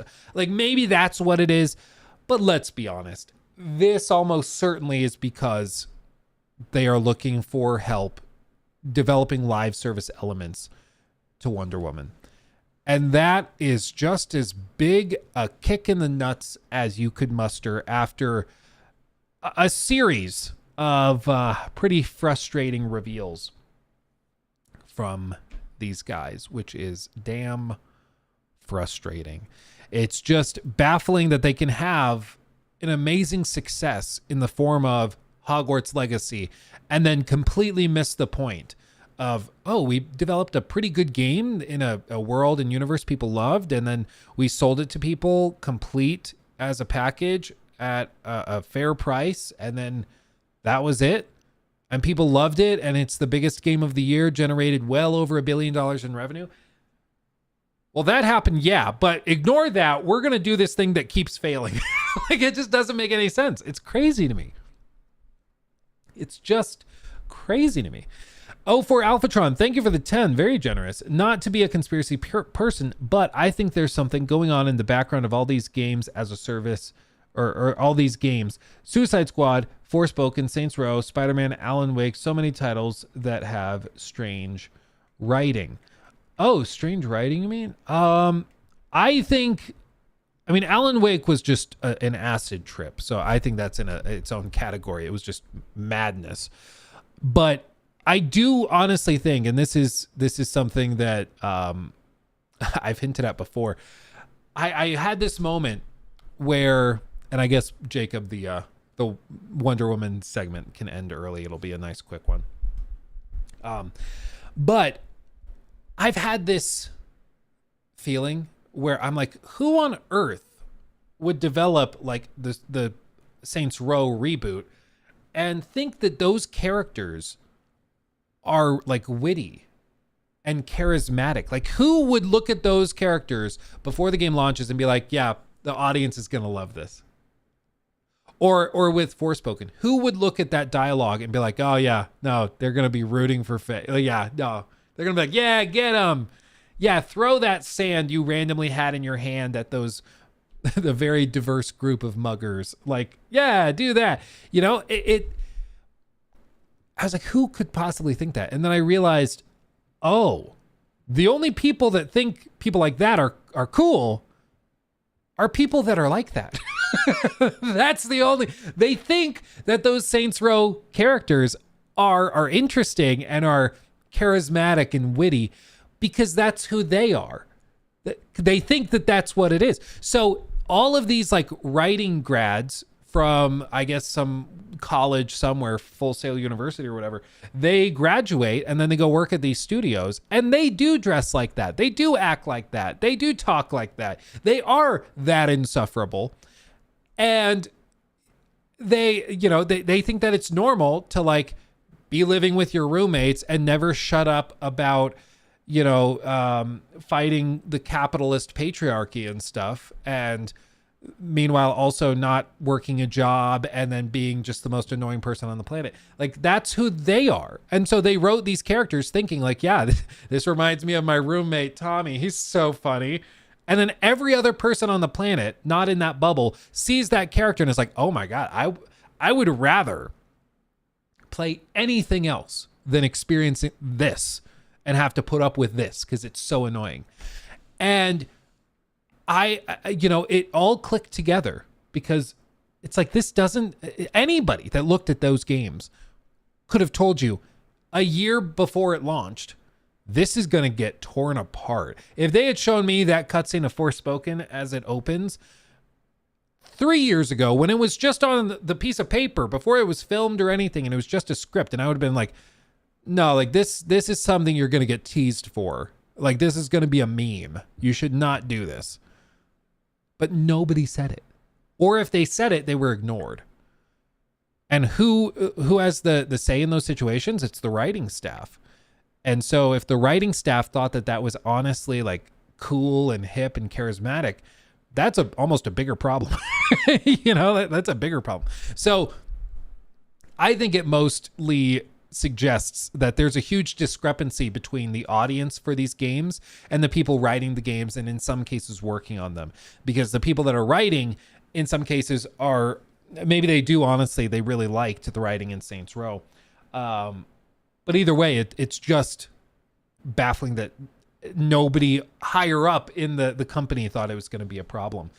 But I think that is why a lot of these companies are now doing these like press events again, like the one I just did for Avatar, but sometimes even earlier in the development cycle, where they can get the opinions of press and media and influencers before they start to really push the marketing campaign forward, just because sometimes they aren't aware of how the broader gaming community is going to react to some of this stuff, which is why, like, when Forspoken launched and when Saints Row reboot launched, those companies acted genuinely shocked at the response that the community had. Because they did. I mean, you guys remember, everybody went like, what? They don't like it? We thought they were funny characters. We thought you'd be like, yeah, Word to the wise. Go to that judge and talk like, oh man, I need to pull it up now. Hold on. Hold on. Forspoken judge scene.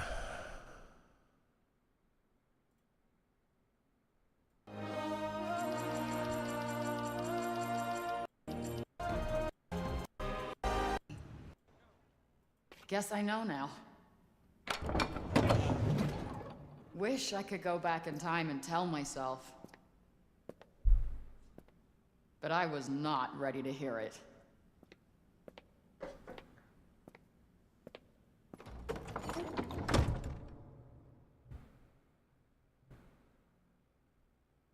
Load screen. Honorable Judge Maya Bird presiding in the case of people of the state of New York versus Alfred Hound. Defendant charged with attempted grand larceny. How do you plead? Not guilty, Your Honor. I see. Officer, please remove her cuffs. Like, people honestly thought that this would be received like, oh, she's such a badass. Yeah. Get that judge. Now, before we begin, perhaps you should reacquaint yourself with your many previous encounters with the law.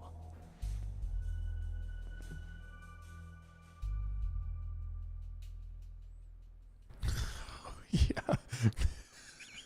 I forgot about this dude. Just like pictures of her as a baby and then like the diploma. So you can tell she's smart. She's a smart cookie with lots of potential. And then like the picture of her reading in the library and oh man. The best part is this. Hold on. When the judge responds. You hear, Frey? Grand larceny? Is that who you really are? No, it's just I needed the cash for... Never mind. So one of the most insane lines of dialogue that I've heard this year is about to come up. Sooner or later, you're going to have to start taking accountability for your actions.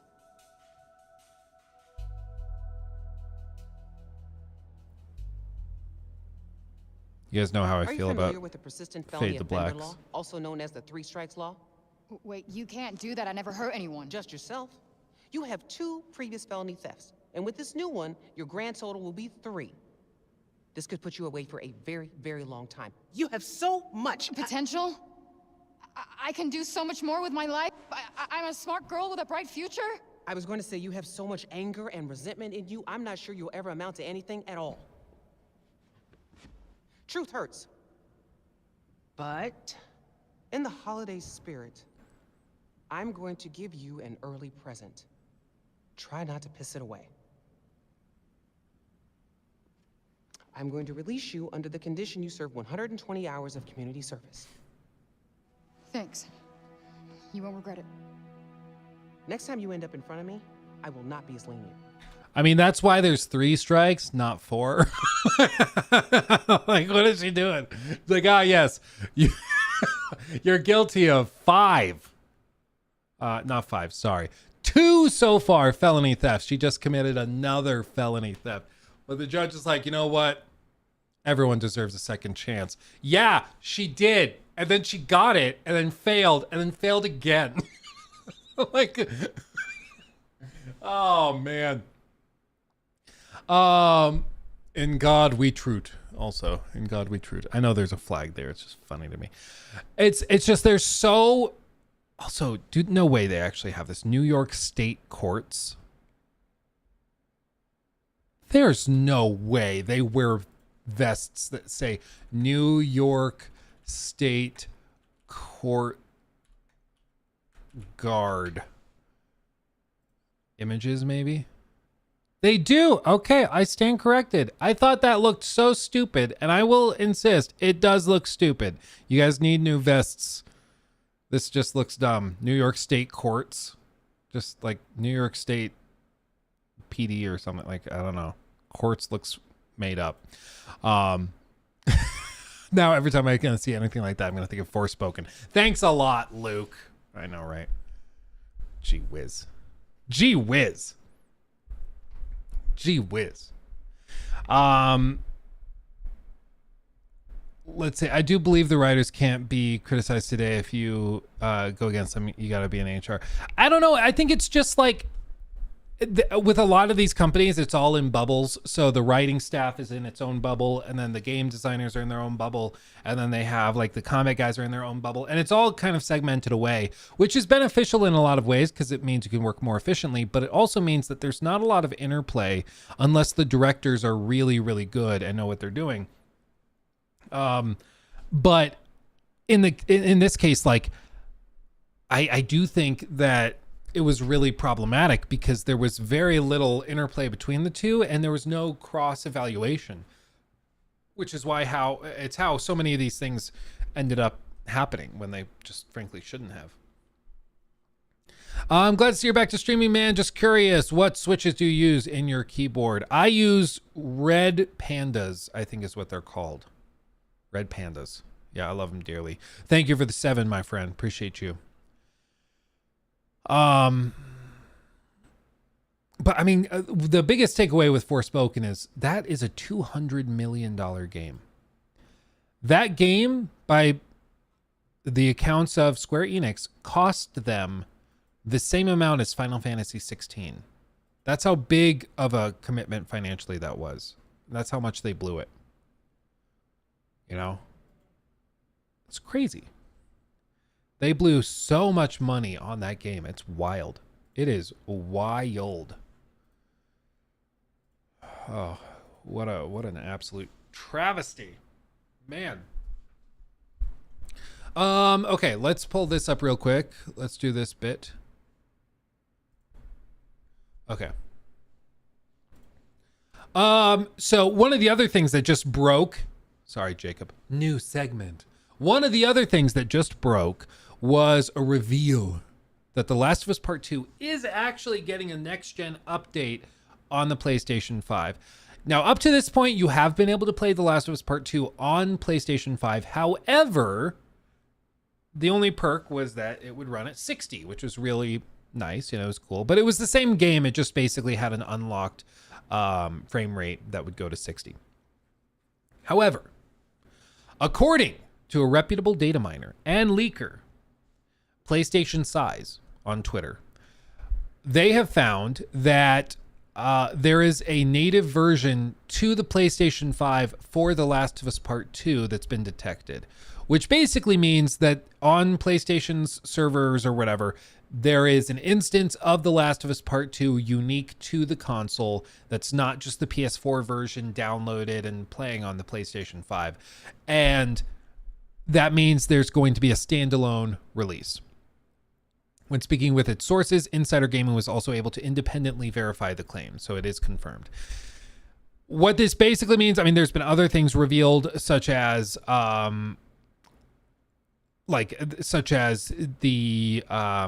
composer Gustavo Santaolalla. He has been contracted to do a number of new songs for whatever this project is, and so there's going to be some other stuff. People have thought maybe it's supposed to try to tie together season 1 or part 1 and part 2 a little better.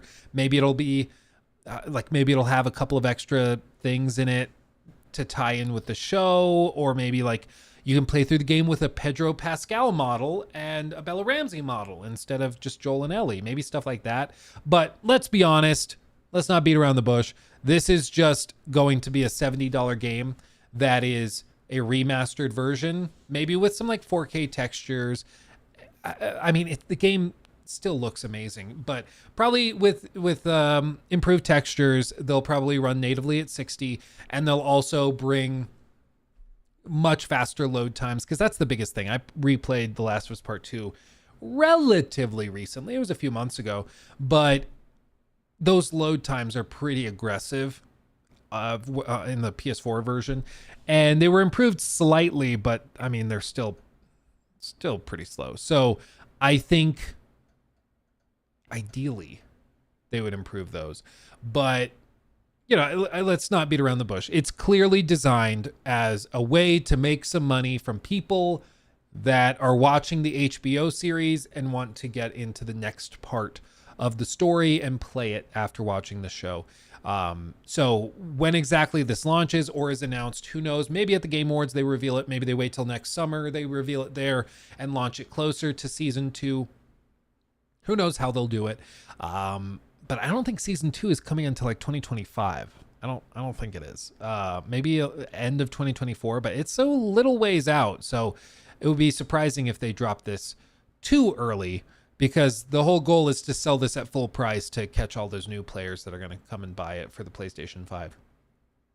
Happy Dude, thank you for the 5 as well. Can you tell me a bit more about RoboCop? Are you going to make a review? It's clear the studio loves 80s stuff, and I hope they make a Knight Rider game. Yeah, it's kind of one of the sleeper hits. It's just a really good, feel-good, funny, outrageous game that nobody expected to be as funny or as wacky as it ended up being. But it was, honestly, it was a pretty good time. It was a pretty good time. I enjoyed it. I mean, I didn't play all of it. I played some of it, but yeah. M1 Denny, I also heard a PC 2. At least I hope a PC port is coming. Maybe that's the other thing, is that they're going to pair this with a PC release. So they'll have the PS5 version and it'll come to PC. Or maybe what they're planning is release the PS5 remaster, whatever, Ultimate Edition, whatever they call it. And then they release that maybe early next year at $70, because as of right now, it doesn't seem like PlayStation has anything else scheduled for the spring. And then they reveal it or release it on PC like later in the year or something like that. I don't know. But I think they should do something like that. Bringing it to PC is a no-brainer. There's a lot of players who I think would enjoy it there. But yeah, if there isn't an upgrade path, it's a cash grab. Yeah, well, and The Last of Us Part 1 to me was pretty aggressively a bit of a cash grab. That's what it seemed to me. Personally. I mean, it was like a remaster of a remastered version. And I know they were like, well, it's remade because there's new models and stuff. And I get it. I'm like, okay, technically speaking, you remade a lot of it. Sure. That doesn't mean that to the player, it will feel like anything other than a quick cash grab, which is what it felt like. Do you think there will be a part 3? I mean, as for what that looks like, I don't know. Neil Druckmann has said before, The Last of Us is about Ellie and Joel. So he, at the time he said that, didn't feel like there was a way forward to, like, for the franchise to go without them as characters. So I think that they probably are in it in some capacity. But what exactly that looks like, who knows? I mean, if that means that it's Joel and Tommy and it's kind of the time between Sarah's death and the start of the first game, that could be interesting, I think. I think Ellie's story is kind of told fully. I don't think you could follow the events of The Last of Us Part 2 with Ellie and have it be interesting. So unless you try to just straight up copy and paste it and you're like, oh, Ellie's the new Joel, and so Ellie is going to find somebody to take under her wing, and it's like, I don't know if that's really interesting. So I don't know what they do. But it could be really, really, I just hope they have the like great idea for it to jumpstart a really cool exploration of the world that still includes at least one of those characters. I want a game where we play as Joel and Tommy. A lot happened in 20 years. Yeah, exactly. And I mean, they could do all sorts of tie-ins with Ellie's mom, and they could do little Easter eggs and stuff. It could be cool, but, you know, who knows? They might also be working on that new IP that's been rumored forever. Big Mike. Yeah, we're doing great, my friend. Thanks for coming by. Yeah, we're doing great. What we're gonna do, guys, is, you know, this has been fantastic. I have like a little early Thanksgiving dinner we're doing tonight, so I'm going to go help Miss Nikki. I just realized I'm actually running later than I thought I would be, so I'm gonna go help Miss Nikki wrap that dinner up and get it ready for when people come over. Thank you so much for hanging out with me. Thank you so much for being so crazy supportive. Everybody who subbed and who tipped and gave super chats, you all just humble me every day. You blow my mind. You blow my mind all the time. So thank you, truly. I love you all dearly. Stay safe. We have some very cool stuff coming on the channel in the coming weeks. So just buckle up, buckaroo. It's going to be amazing. Stay safe, everybody. Truly, you guys know what's happened in the last handful of days. So I mean it when I say it. I love you all dearly. You make my dreams a reality. Even when sometimes things are difficult, it's still a dream come true. I love you all dearly. Never think I take it for granted. Truly, I love you. I'll see you in the next one. Hugs and kisses. Bye-bye.